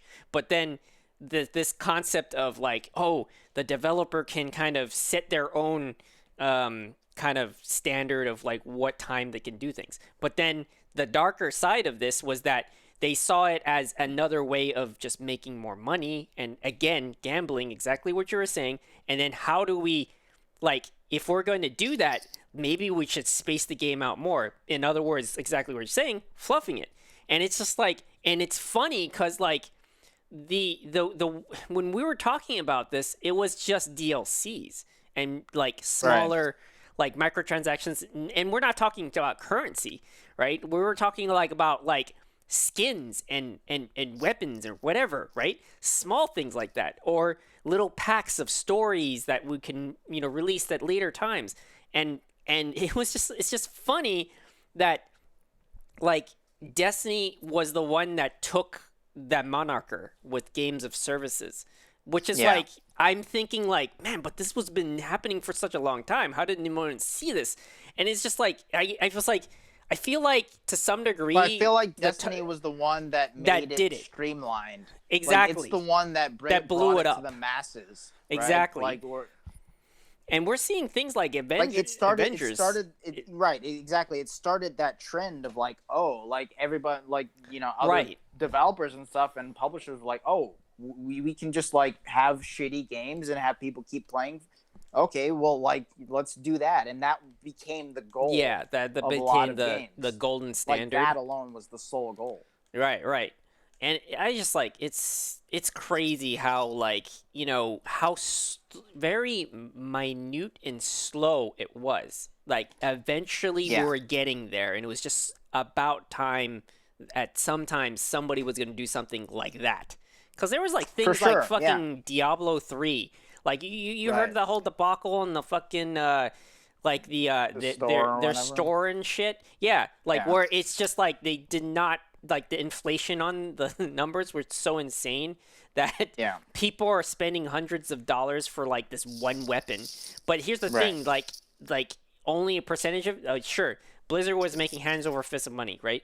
But it was also kind of a cheat because you're sending money to like people were actually making their rent by doing that. Yeah, You know, it was so ridiculous, and it's also I would say something else like World of Warcraft was another one where it's like this is the precursor.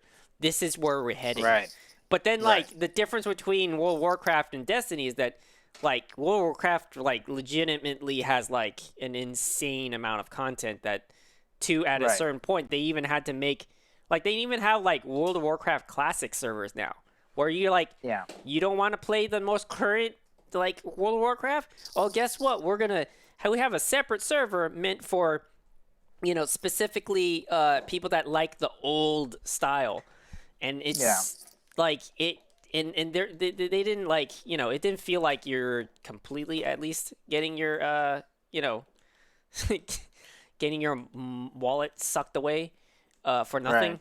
But yeah, I agree though. Like Destiny, like 100%, like set that really just kind of heightened it. Like Yeah, and to that a was at the public beginning of eye. that was the Yeah, beginning of the PS4 and Xbox One right. generation. That was like literally a year after those consoles launched, and 6 years later, we see the trickle effect that has hmm happened from that one game. And have you guys Um, seen like Street Fighter too? Like they have ads in Street Fighter. oh yeah, Oh, Yeah, they have ads in a shit in the ton of new. games now where it's Yeah, that's just another like thing that we're blatant. talking I about. think in NBA 2K or whatever, they have ads that are like actually unskippable It was that like oh you have to god, watch after that's you pay horrible. for the game. It's just like, wow. You That's guys, no terrible. shame. No Yeah. shame at all. So Just that was also the conversation we were having too. And again, this is years ago before any of this shit was happening. Like yeah. where would the question be of like you sacrificing the funding for the game for the advertisement Mm, because you are like, okay, hey, I got this game. I don't want to have a publisher down my neck about, this game. So I want to fund it myself. So I'll right. do advertisement. But if you do that, doesn't that destroy the game design in the sense the immersion is gone? Because like imagine you're in some sort of medieval world and suddenly an elf pulls out a cup of a cup of I don't know, coffee or a Coca-Cola can or some shit. Like it doesn't make sense. So it's like where that line is drawn and we finally we're in the cyberpunk world of games where Yeah. the corporations just completely blinded by that these are people that we're Right. selling these things to. Yeah, it's fucking wild, fucking wild. Yeah. I agree with the whole Destiny thing. Yeah. Yeah, Um, it is, and it's weird to see it. And again, the Valhalla is really the first Assassin's Creed game where I personally felt it, felt that bloat. But it's weird seeing it in a single player game, that same games as a service model, because I see the good game. Like I see where the game is really good, and I see where the bloat is, and it's just like, oh, I see. If you just took out this section, and this section, like these are the shitty parts they put in so that you would buy the XP amplifier or whatever, so that makes you grind through those sections faster. Like it's blatantly obvious. mm, Um, it's almost like, and it's almost like Captain America: Civil War, that movie, where like I love that movie. It's a great movie, but Spider-Man is clearly shoehorned in one section. Ah, And if you know the story of that movie, 6 months like after the filming was done, after they were like while they were doing the editing, 6 months before the movie came out, that's when Marvel got the rights to Spider-Man and like, okay, put Spider-Man in. And the Russo brothers are like, what do you mean? Like the movie's already done. Like we've already, yeah. it's coming out in 6 months. Like we just started the marketing trail and uh, everything. Like the stars are out there those talking about guys the are movie, fucking promoting miracle it. workers. Those They are. guys, They're amazing. They're they're incredible. They put fucking Spider-Man in incredible. there Yeah. and they made him great, and the movie was amazing. But you can easily see where he was shoehorned in. Yeah. Like they had to write a section, and then they had to, they had to hire Tom Holland, and they had to reshoot some scenes, and they made it work. But that is sort of the movie equivalent of Valhalla for me, where I'm like, oh, I see exactly where they shoehorned in this and this and this, and I see the good Mm, game. Unlike Civil War, which was awesome in the end, Valhalla was like, I see where the good game was, and I see how they made it shit. right. You can see it so easily, and it sucks. It sucks because In it's one like way it's it not like sucks, in another way it's good to know that you can see it, because like there's some games out there though, yeah. like there's bloat in there that was like, was this even, are you making a profit out of this, like, even at all? Like it doesn't even look like Mm. it was necessary to even put it in it, like Yeah, that's definitely true. Yeah, because there's some games that have like development issues that you're like, yeah, is it because of that, like you just couldn't get it right. done well enough or something, and you had to kind of compromise? Yeah. Because I definitely understand like developers will have compromises, and it sounds like that they had to make that compromise just because like the fucking publishers just wanted more money. They just fucking wanted to milk the Yeah, living shit of it. But yeah, I and mean, it's in one way, it's good that you can clearly see that, and then that maybe you can just like, you know what? Let me put that bad stuff to the side. Let me yeah, enjoy what the developers and the artists, they all like kind of put their hard work into. See that right, for what right. it is, and then not like kind of pin it on them necessarily. Yeah, Oh yeah, absolutely. I yeah, mean, and that's the thing is like I put 35 hours into that game, and it's honestly more time than I should have given that game. But like there's the fighting is really fun. Like the fighting is the best part of that game. It mm, started off really bad, but then it got awesome. And it but everything sort of and Eivor, the main character, she's just like this like awesome like Viking chick. And like it's really great.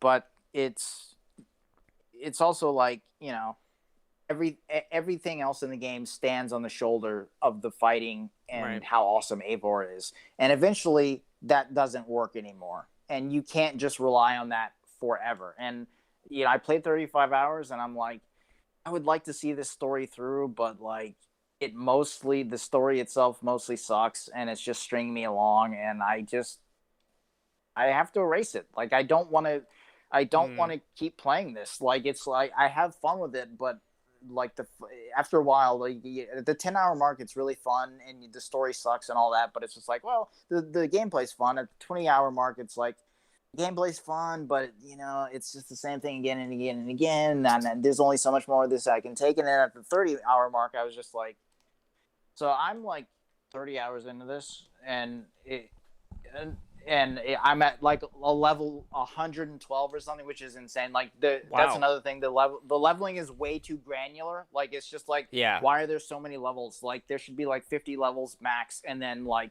instead of making there's hundreds of levels and there's maybe no level cap. And I Oh got to like this god. section where it's like I'm 30 hours in. I looked at this trophies a little bit, and I was like, okay, there's gonna be some tough enemies, some like tough challenges. These tough like, okay, there's gonna be like whatever, this Valkyrie chick or something you have to fight, and she's this boss. And I'm like, okay, I've played a lot of games. I know how this works. I'm level 112. I surely like I can at least see how tough this boss is gonna be, and be like, okay, maybe in like 5 hours I come back and I'll try it. And I get to the fucking boss, and again, I'm level 112, played at 35 hours. I get to the boss, and she's level 340. and I'm like, Oh, so What I the have to play fuck? like, so I have to What play like the fuck? 60 more hours to like Oh my maybe have a chance at god. beating her. Like it's just it's that. That's the game where it's just like, oh, I see. So you just want me to do the Ugh. chase. You just want me to do the level chase. Like this is literally just about grinding at this point, and then that's where I had to just stop. I'm just like I can't. Like Yeah. it's not worth it. And The on top of that, Cyberpunk's about to come you're out. gonna, There's other better yeah, games out. yeah, Like this is just not worth it yeah. anymore. Like it's just like there comes a time Damn. in every man's life where he just has to put it down and just be Yeah, like, you have to I just, I, you know I what? can't. Yeah, it's like, and we just talked about how, like, the whole backlog thing. I wholeheartedly believe like that. I agree. Put in the Yeah. backlog. I ain't coming back to that. That's just gonna I be mean, in the that's log just that's in the forever. trash. That's not a Yeah, log anymore. that's I'm done what. with it. I played it. I'm not coming back. Like, Oh my god. but again, it's sad. It's too bad because it is a fun game and it's got a lot of good stuff. Oh man. Uh, but Damn. yeah, again, and that's why Destiny is the worst game of the generation because it set this precedent that is just it is slowly finding its way into Yeah. like 90% of the It's games seeped on into the everything, market, yeah. even the single player games at this point, Mhm. and that's insane. Like 10 years ago, if you had told me that like single player games are gonna be like that, I'm like, I would have been like, no way. Like if that's like single player games, how can they even do that? Impossible. Like, but it's here. It's fucking. We've arrived in the dystopian hellscape of gaming, and you have some. You have some high points, and there's a lot of great games every year. A lot of great games every year, but there's also a lot of that, and that's becoming more and more prevalent. But just to sort of skim over my favorite games of the generation, because again, like worst games of the generation, Destiny just that's the one. Like I didn't really hate mini games this generation with that same intensity. So like games of the generation, just sort of just quickly skim through them. I would say The Witcher 3. It's one of the best games ever made. One of the best open world games. Unlike Valhalla, it has it. Wait, It that was has a great. PS4 game? Was Yeah, it? 2015. Yeah. Oh wow. See, that's the crazy thing. Feels Oh, excuse me. like forever. Feels like though, forever, right? Like for that's sure. what that's Yeah. damn, that means just like the whole PS4 era, like even though sorry, excuse me. Even though there is that Destiny, and then there's like games like Destiny. Yeah. It goes to show too. There's like a stupid amount. There is a lot of good games Oh, there's for PS4. there's a shit ton. Sorry, excuse me. So many great games. And a lot of people have, sort of have a problem with like longer generations because like PS3, Xbox, that was like 7 or 8 years, and then this last generation was 7 years too. And like, I love the longer generations because it allows developers to really get to know the system and to just be able to just do so many things second nature and just really take full advantage of the system and learn in and out and make better and better games. And we really got so many great games like The Witcher 3. Like it has everything about that game is great. It's got great story, great combat, great characters, and then the side missions and this is the part that they were talking about in the review of Cyberpunk, and this is I think what a lot of people who played The Witcher 3 with Cyberpunk as the follow-up, that's what they're looking forward to the most are the side missions, which I am too. Like the side missions and the world, like as great as like the main story in Witcher 3 was, the side missions were the meat of that game. And it's sort of crazy to think about it that way, but like that's kind of what the best open worlds do, is that like the story's there, like you play Fallout, you play your Skyrim, the story is there and it's fine, or maybe it's even really good, but the side missions and the threads and the stories that you make for yourself are like why those games are so amazing and so memorable. And The Witcher 3 I think does that better than pretty much any other game. Another one is Dishonored 2. Now that's so like out of this list that I have here, Dishonored 2 and The Witcher 3 are like they're in my top 10 games of all time.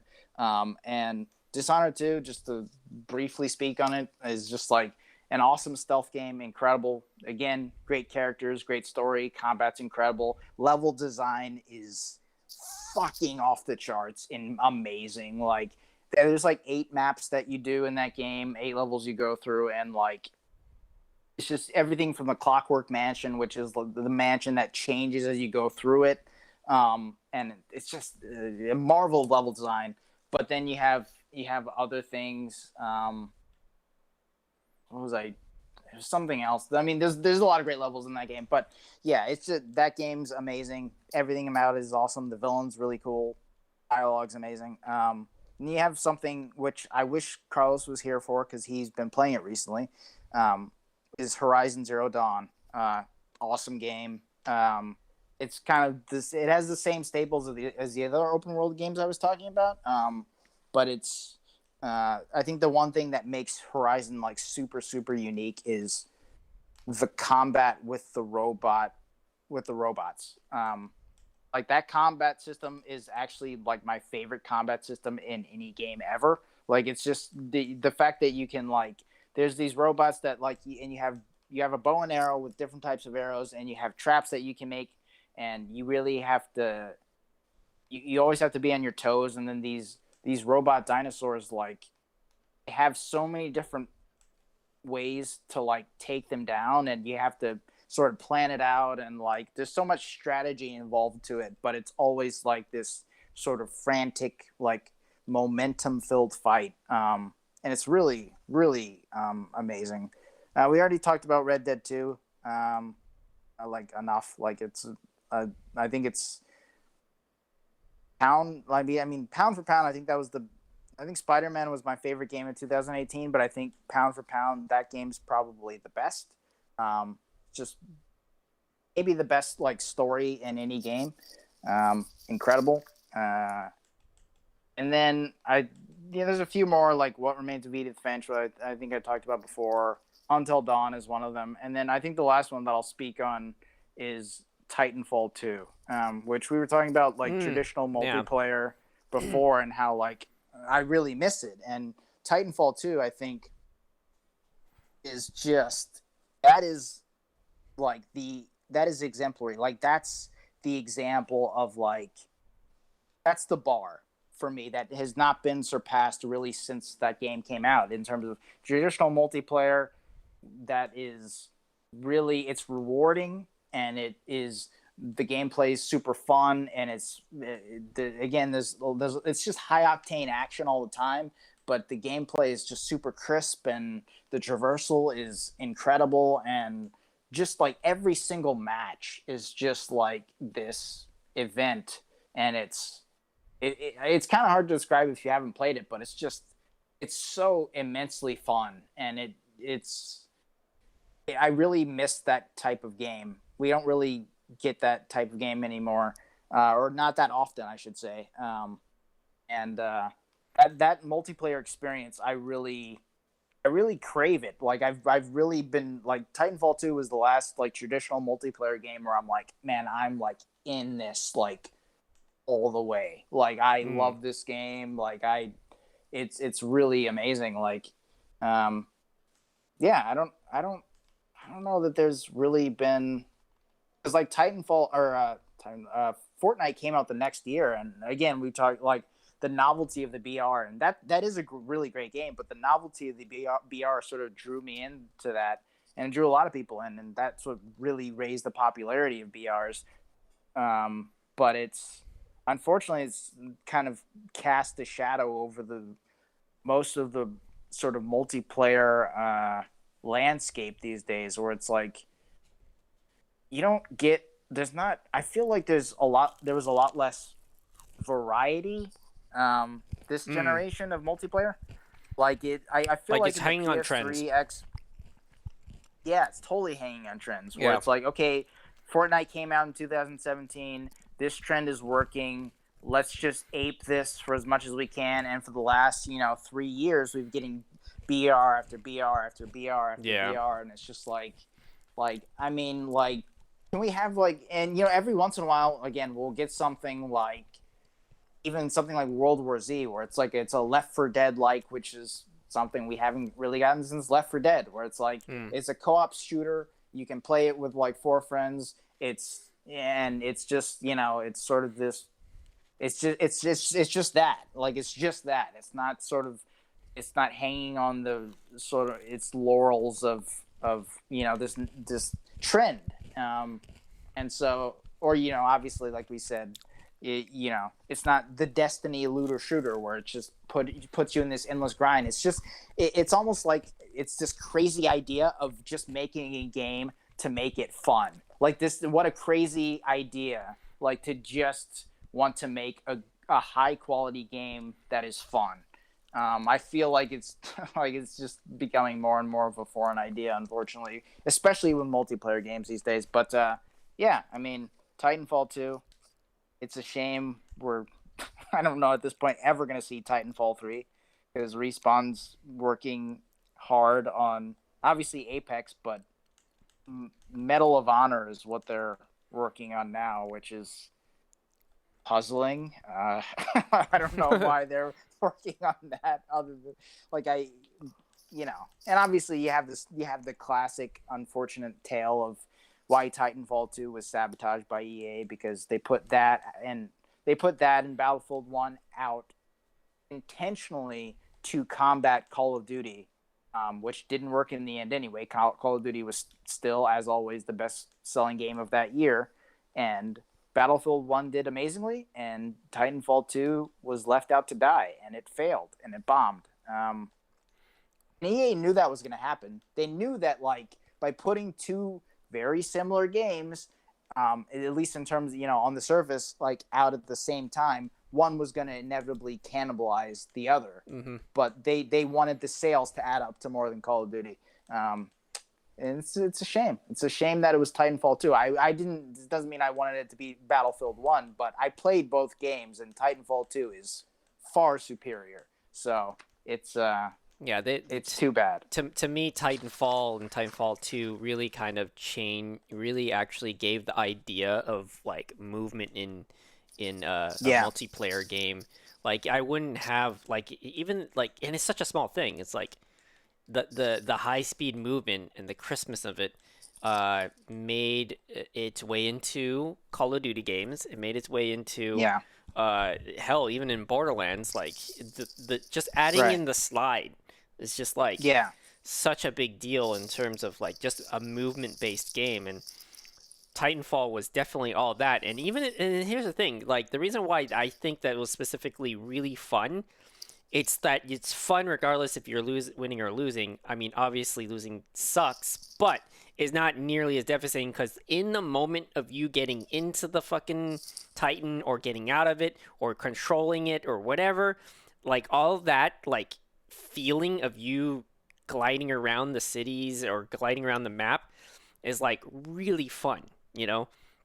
So they, kudos to them for making all congratulations to them for making all FPS games after that amazing. I guess it's too bad that game didn't get the kind of accolades that it should have deserved. Yeah, it definitely added something invaluable to the industry, and it. But I think like, and it's true, like especially with something like Borderlands, where it's just like something as small as a slide can make all the difference in the way the game feels. But it's interesting because it's all those games like Call of Duty, they tried the wall running thing, and I think a bunch of other games tried that, and the wall running and to make that sort of crisp, tight movement and traversal. But like, for my money, like Titanfall 2 is still unrivaled. Like it still has like the best traversal. Yeah, I think maybe in any game. Yeah, ever. I remember that trend where like Call of Duty had like advanced warfare. You remember that? They had like where you could wall run and you can do that weird like dashing up and down or forward and shit like that. Right.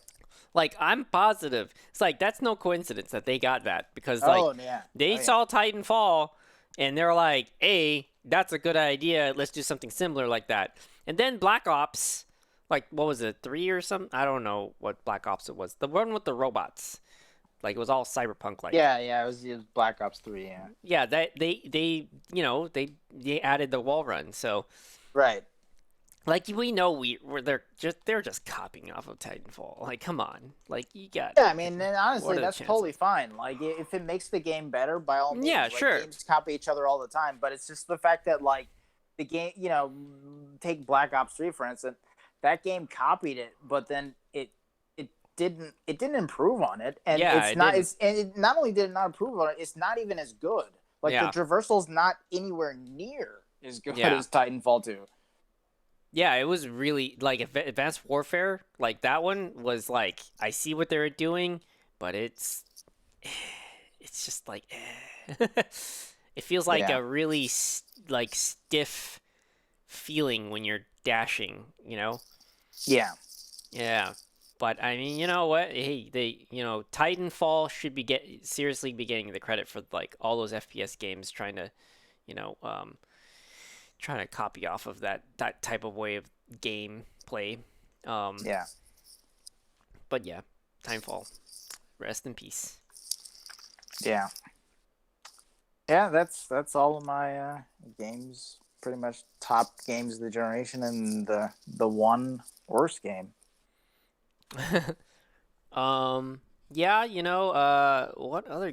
I can't even remember all the games that came out for the PS4. It's just like there's so There's a many. lot of great ones. There's a ton. Yeah, there's a lot. Yeah. Did any of the Batman? Wait, what? The Batman's came out on Arkham Knight did. Arkham Knight did, right? Yeah, that was Huh. this generation, Right. 2015 as well. Yeah, that I mean, as much as it was not the best one, I still enjoyed it. Oh yeah, For me the too. world, and for me, I like the ending because it fit a Batman narrative to say that, oh, you're done. You're like game over. It's a Right, sad ending. The right. melancholy kind Bruce of. Wayne doesn't have a happy ending. Yeah, Like exactly. it's not So, just in the cards for him. right, and I mean, I like that. I just did not like the whole like Red Hood aspect to it. Um, Yeah, mostly it, because it was just it's not just only so was it weird. poorly conceived. I mean, it was so obvious to everyone. Right, it's so Like obvious, and even it's just before the game, like even in the trailer, odd I remember like choice. man, I wonder if that's Jason Todd. No, it couldn't be. That's too stupid. Like, and it's like, oh, Yeah. that's the whole crux of the game. Okay. Like, and I remember Yeah. watching. I remember watching a Let's Player play that game because she like her audience like voted like I don't know why, but they voted like okay, play Arkham Knight instead of like playing Arkham Asylum and City first. And they're like, okay, Oh, just play she Arkham went to Knight. that first. Yeah, she Weird. just played that first. She doesn't know about Batman. She doesn't know about Jason Todd or any of Huh. that. And literally, like 10 minutes of the game, as soon as they show like the Jason Todd flashback and then they show Red Hood or they show Arkham Knight, she's like, "That's. I wonder if that's Arkham Knight." And I'm like, it's literally that obvious, so Right. that Even someone who's just like totally new to could the figure it out. Batman Yeah. universe, doesn't know anything about it, Yeah. can fucking figure out the big mystery of the game within Yeah. 10 minutes. It's Yeah. amazing. Like, It's so it's so bad in the sense that they should not have had that scene in the first place, that to set it yeah. up. It's just kind of like, oh, who else is wearing a mask in this? Well, Arkham Knight is. Who else feels the need for revenge? No other character except him. I wonder who it could be. Like, I it's know, just it's like so ridiculous. Oh my God. a Yeah. fun game though. Fun game. Yeah. Like that's one of those games where I played it like 50 hours in a week. Like I literally burned through that game. It was like a one and done thing, but it was a lot of fun when I It's while too I bad. was It playing was it. too bad Carlos is not here. I know we keep on saying that. He's not dead. I just Maybe he realized. is. You never know, audience. Tune in next week to see if he comes back. But he was. He actually said he didn't actually enjoy Batman. I really like to hear his more And a lot of input. people, His a lot of input. people didn't. I think a lot of people's big hang up about Arkham Knight, and I agree. Is especially again after watching that Let's Player that I watched. Her name is Mars. She's on Oh, and I'm YouTube. talking about She's Batman as really good. in general. Like we're not talking Arkham Oh, Knight. any of As in the first one. oh, He she didn't doesn't even like like. Yeah, he didn't like the gameplay. really? Yeah, he likes Spider-Man's. Like we had a conversation, and he likes Spider-Man's combat versus, yeah, versus Yeah, it can. yeah, I can understand that. That's huh. yeah, I didn't know that he didn't like yeah. any of the Arkham He games. just didn't like the combat. Like I'm Interesting. sure I he mean, that's didn't fair. hate it.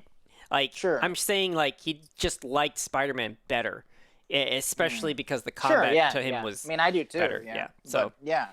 yeah, That's interesting. Yeah, because I know that like with Arkham Knight specifically, a lot of the reason why a lot of people don't like the game is because they were like, "Oh, cool, the Batmobile is going to be in this one," and Oh, then they're right. like, Yes. "Oh, the Batmobile's like in like 70% of the gameplay. Yeah. Like that's all it is." Right. And like if you don't like that combat, like which a lot of Yes. people didn't, Yeah. then it's It like, was- "Oh, it well, was that's dragging most it of the out, yeah. game." I And then it's- I hear you on that one.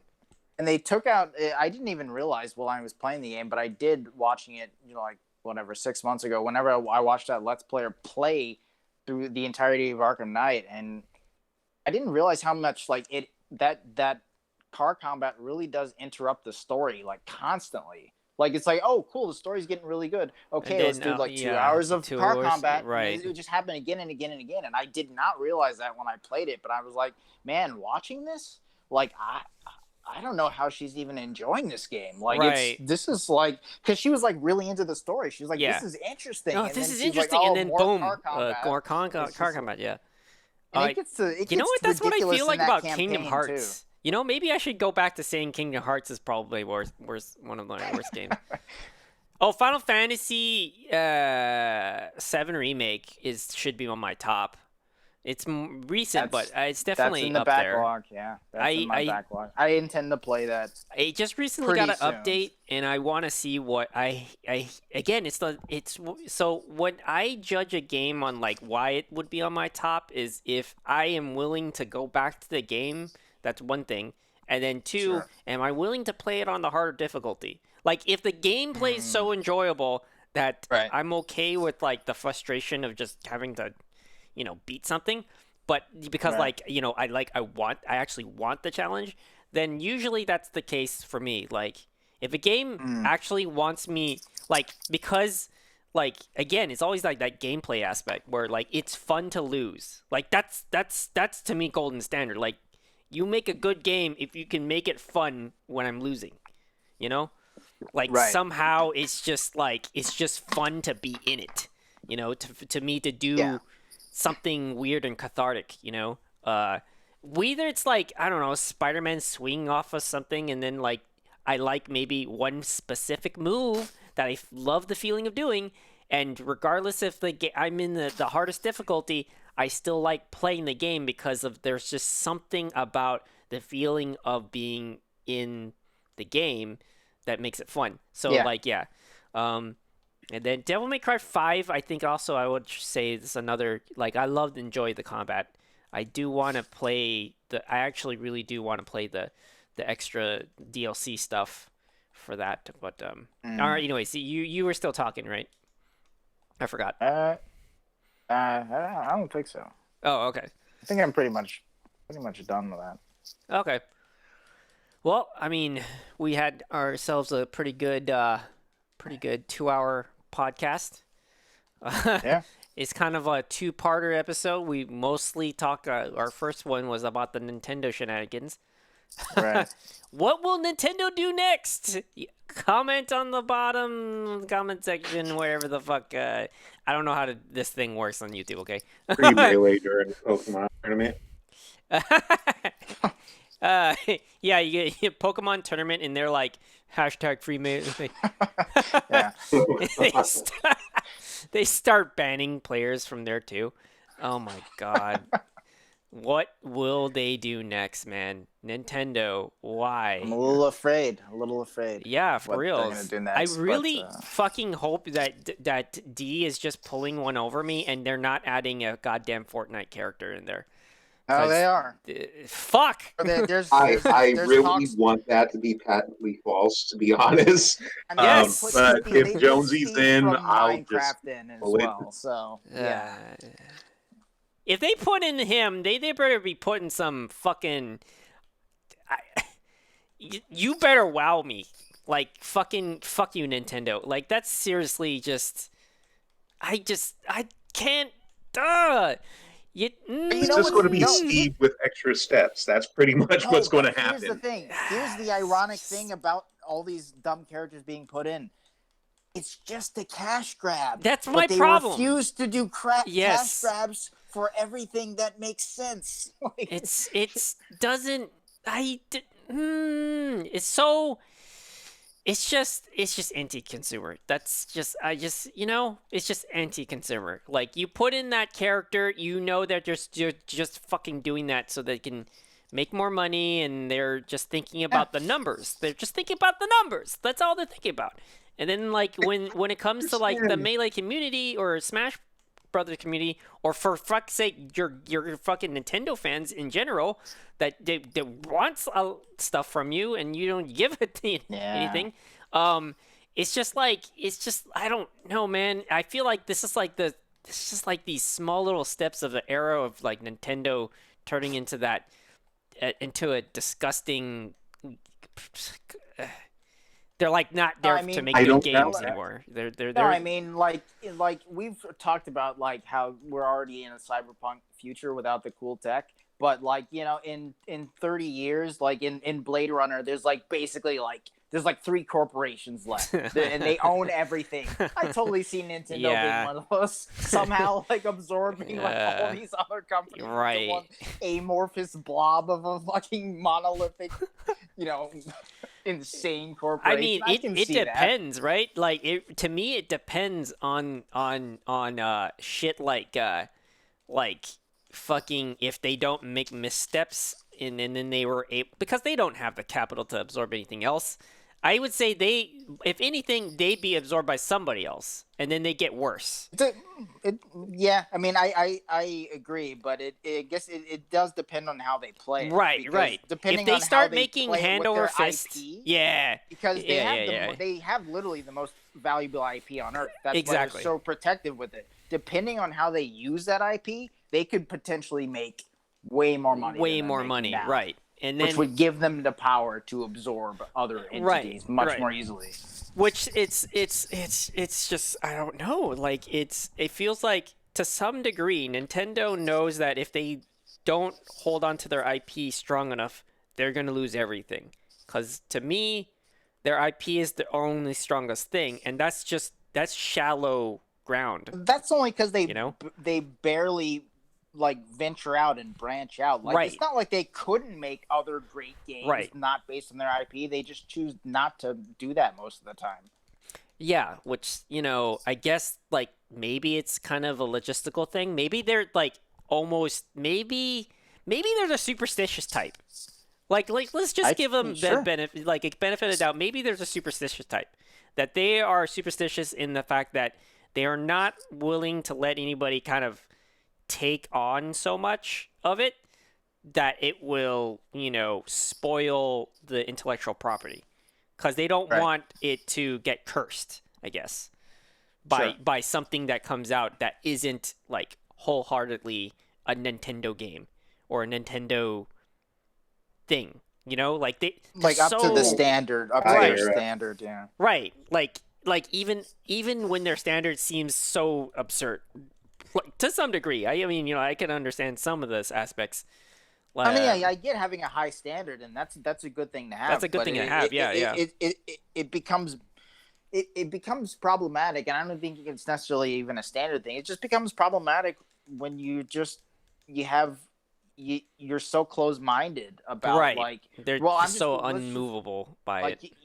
yeah, it's just like, well, let's just keep making Zelda games. Let's keep making Mario games. I mean, sure, but you could also try other things. Like you have the talent there to do some great things and make new IP, but like you just don't, and you Right. just stick with what's safe, which is that's fine. And again, it makes them even more perplexing because that's a very smart, very no risk move that would make them lots of money, but then there are other business practices where they'd be making hand over fist cash with no effort. They're just like, nah, we're not gonna do that. And it's just like, I don't even understand how your brain's working. I don't know what's going on. Like, you just your decisions. How are do you befuddling. survive? I see you're looking a little hungry there. You look like you're starving a little bit.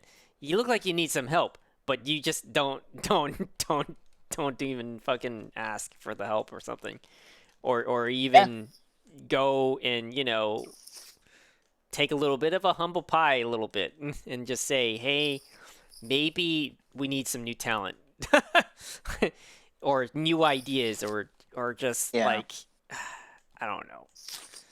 Like And it let's sucks too because I don't like ragging on Nintendo. They're really sure. great for the Hell yeah. industry, and they do so many great things.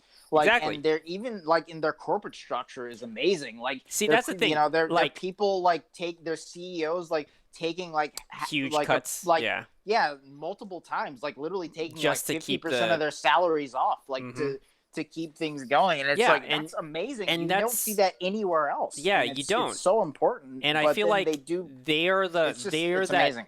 yeah, like The for most me, polarized. They're like literally the most polarizing right. company in the industry by a mile. Yeah, It's like just I feel like that they have so much integrity and so much like yeah, there's something so sacred about the way that they have such respect for the industry that I feel like it's like yeah, but I don't want to no but they're the little guy like they're kind of like in my perspective they're the little guy and compared to like shit like Blizzard or shit like yeah. fucking EA, like and Microsoft Activision and or yeah, Microsoft, like they're like monsters, yeah, they're just fucking scary in yeah. comparison.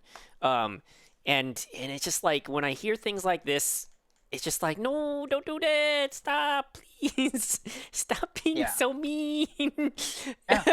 yeah, Like yeah. it's you're just the little We guy don't beating up want on you a to smaller become the guy. monster, Nintendo. Yeah, We that's just don't want. really Stay Harvey Dent. Don't become Two Face. It's not worth it. You die in the end. I guess it's just oh God. don't live Oh long enough to man. see yourself become the villain, please. Yeah, wait, who's the Joker in this scenario? Bethesda. Wait, is it Bethesda? Maybe Bethesda. No, no. Maybe? Maybe Microsoft because they know how to like play all the Ah. sides. It's like what are they gonna do next? I don't know, but whatever they're doing, they're getting ahead. Like they're doing well. So whatever's happening, they're Like doing it. Microsoft is literally the Joker, like just walking into the room of like all the mobsters, and like each mobster is like all the other publishers, and they're like, "What are you gonna do? Like, what do you want?" And he's Yeah, like, yeah, he's all like half. it's And not I'm like, about "What? That's it's not about the ridiculous." money, it's about the message. Right, and then 2 weeks later, they're burning a pile of money, and fucking, then the people are like, they're crazy, but we have to stick with them because they're doing all the right things. Oh my Yeah, and God. then they buy Bethesda for like literally double the amount that Disney Oh, paid for Star Wars, and it's right. just like, Yeah, oh, that's okay, insane. like Yeah. amazing, That was like, that was that was a big move. Yeah. and So it's so surprising. that factors into what I was saying before about Microsoft. That's why I think they're the smartest publishers is that they know how to play the long game. Like Yeah. you look at that deal and you're like, I mean, Bethesda's good, but like Skyrim is not Star Wars. Fallout is not Hmm. Star Wars. Like that's not an equivalent at all. Like if they bought maybe like let's say just say they bought Activision who has Call of Duty, like Call of Duty is Star Wars. That's Star Wars for games. Like Yeah. that is the very That's Star like Wars money it'll right make there. money Yeah. no matter what. Like it's just gonna sell gangbusters. Yeah. You're But gonna like you're gonna you have such it's like Call of Duty has such diehard fans that are just like they yeah, play every fucking one. it's the best selling game every year and has Yeah. been for the last 13 years. And so when Microsoft pays literally double what Disney paid for Star Wars for Bethesda, you're like, man, like I don't know what they're doing, but like they have a plan that Right. like they There's have something some sort happening of there, yeah. plan. And they made that investment, that insane investment. I mean, obviously they can afford it, but they made that investment for a reason. Yeah, Like well, they that's made certainly it for a smart reason. in the sense that they know that if they don't get like exclusive games on their system, they cannot like sustain themselves. It makes sense, and the fact that they have their games of services where you can literally have all the Microsoft games forever, like just accessible. Like that's just ridiculous, Um, Yeah, the yeah, the Game backwards Pass, compatibility is yeah, yeah, and the Game Pass again. The Game Pass sort of factors in because they're actively losing a shit ton of money with that. Like they've admitted, they're like it's like Game Pass is losing us a ton of money, but like they can afford to lose that amount of money. Now, right. It's when not that about bubble eventually losing. bursts, I don't know Yeah, what that for looks them, like it's because like more and more people join that every day, and right. that's the reason to have an Xbox is Yeah, like Game Pass. You can get like literally new everything. Yeah, releases for $10. Like why, like and that's the why thing. say Like no? that, yeah, and that's what I plays think into I think them that's getting the Bethesda and exactly Skyrim what and you're all saying that. with a long game. I think exactly the same thing. It's not about the game the money they make now. It's the Right, long-term commitment. Now you have right, like you're gonna always have that customer. yeah, They exactly, they're gonna be with you. That's what the thing is there. So it's like they're playing that whole "we're here to stay" type of situation. for sure. Yeah. Nintendo is definitely like one of those like, hey, one hit wonder. All right, wait 3 years from now, we'll come out with something else. That's actually like one of the last points is like that's actually another weird thing about Nintendo is that like where other console like you look at like the PS4 or the Xbox One, the PS4 in particular because it won this it quote unquote won the generation or whatever. The same way the 360 won the generation before and all that, Hmm. but like it like when a console is winning, the manufacturer is like we're not even like we're thinking about the PS5 obviously, but we're not going to tell the public we're doing that. Like we're going to use the success of the PS4 whereas the Switch is doing insanely well. It's doing ridiculously well and Nintendo's already like, yeah, don't get used to it cuz we're going to have the next console out in like a couple of years and I'm like, Mm. what are you doing? Like why would you say that? Like you don't want people to keep buying Switches? Right. Like why wouldn't you capitalize on this? Like it's so weird. It's all like, hey, that's okay. We It's don't like need the money. don't get used to this great console. We're gonna bring you the Wii U 2 next. Like it could be anything. We don't know what the next thing is gonna be. Like why not just capitalize on the uh, Switch? Like improve it. Like give people what they love, what they want. Like I don't know. It's just so weird. It's like who. I don't know why they would say something like that. Like it's just so strange. so like a self-sabotage type of thing. It's like they're playing the long game too, but they're playing it the wrong way, and they don't understand how the game I don't works. Like understand how it's long game works. yeah, Oh my god. He's all like has the turn he wait, has the turntables wait, how has the like yeah, they're like the saying tides turned. that something no wait, How the what's the tables have turned. yeah, how the tables have turned, but he Table said it turn. backwards. The turns have tabled. Yeah. I'm pretty sure wasn't that from The Office or something? Ah, how the Probably, I yeah. don't know. Sounds familiar. Yeah, Hey, let's just assume it is. Everything's an Office joke, meme.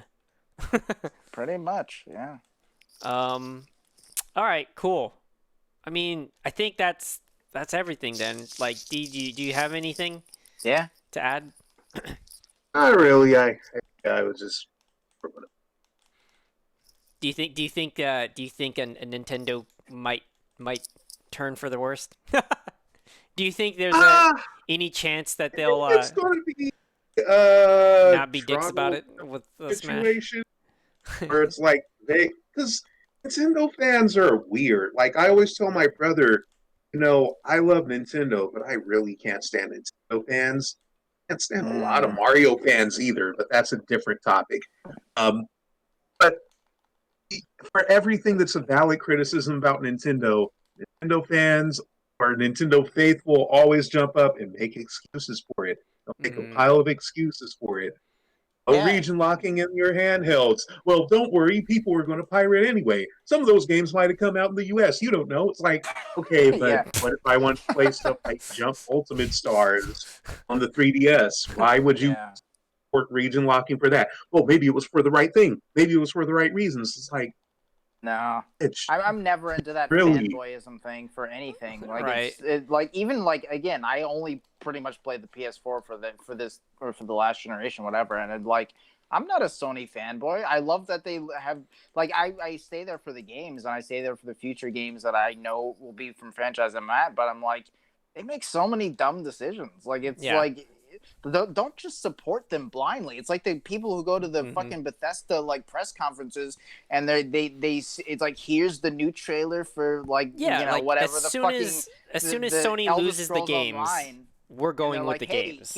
Yeah. here's a cutscene of a dragon, and everybody's like, oh yeah, it's like, but that's been in since Skyrim. Like, don't give them credit for that. Like, they're not doing anything.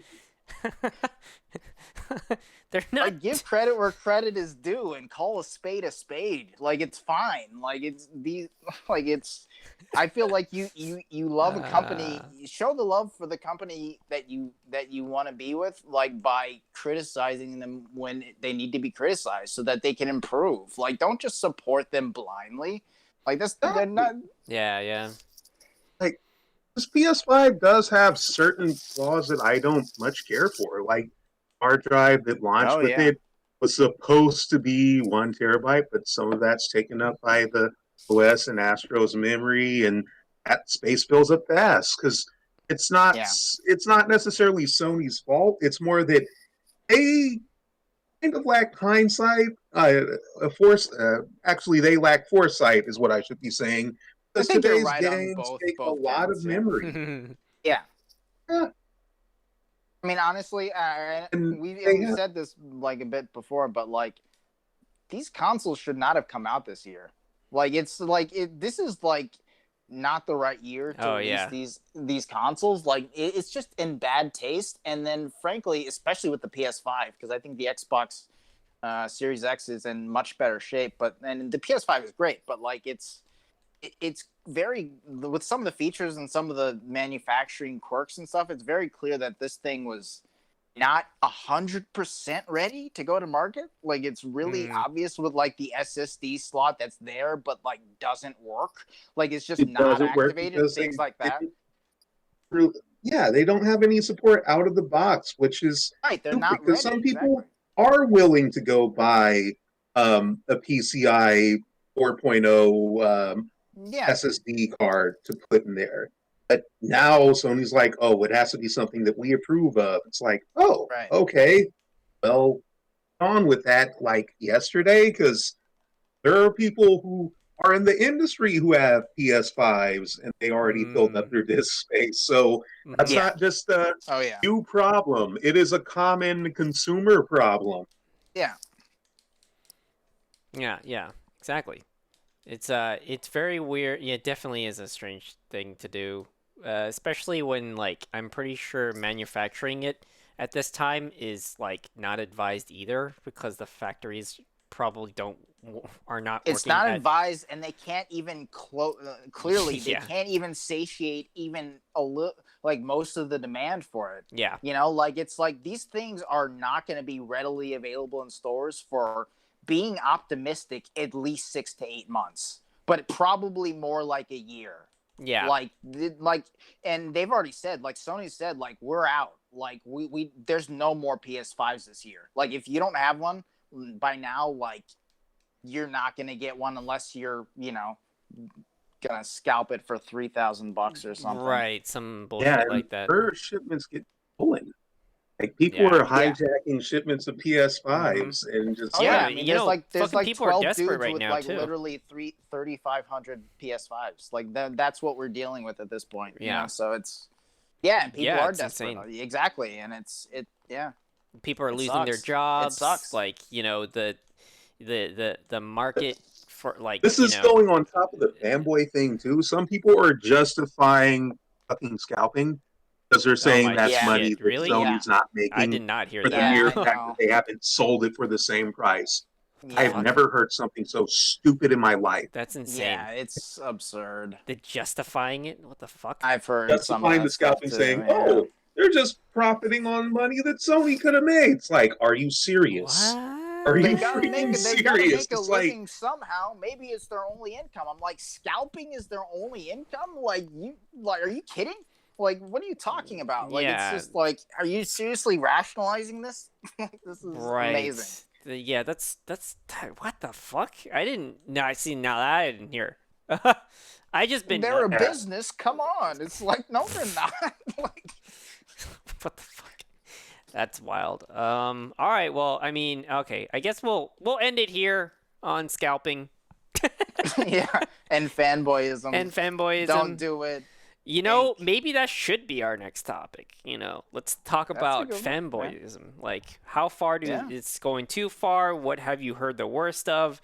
You know, How do like, you identify and with how it do in some cases? yeah, exactly. There's gonna be moments in fanboyism where you can geek out and something, and you're like, shit, I really love that. But Sure. at the same time, I'm pretty sure any rational actual fanboy, that isn't insane, would also have just as scrutiny as much as we would, and hold, the intellectual property they love so much to accountable for their stupid decisions. Oh yeah, people have brains. I respect people have brains.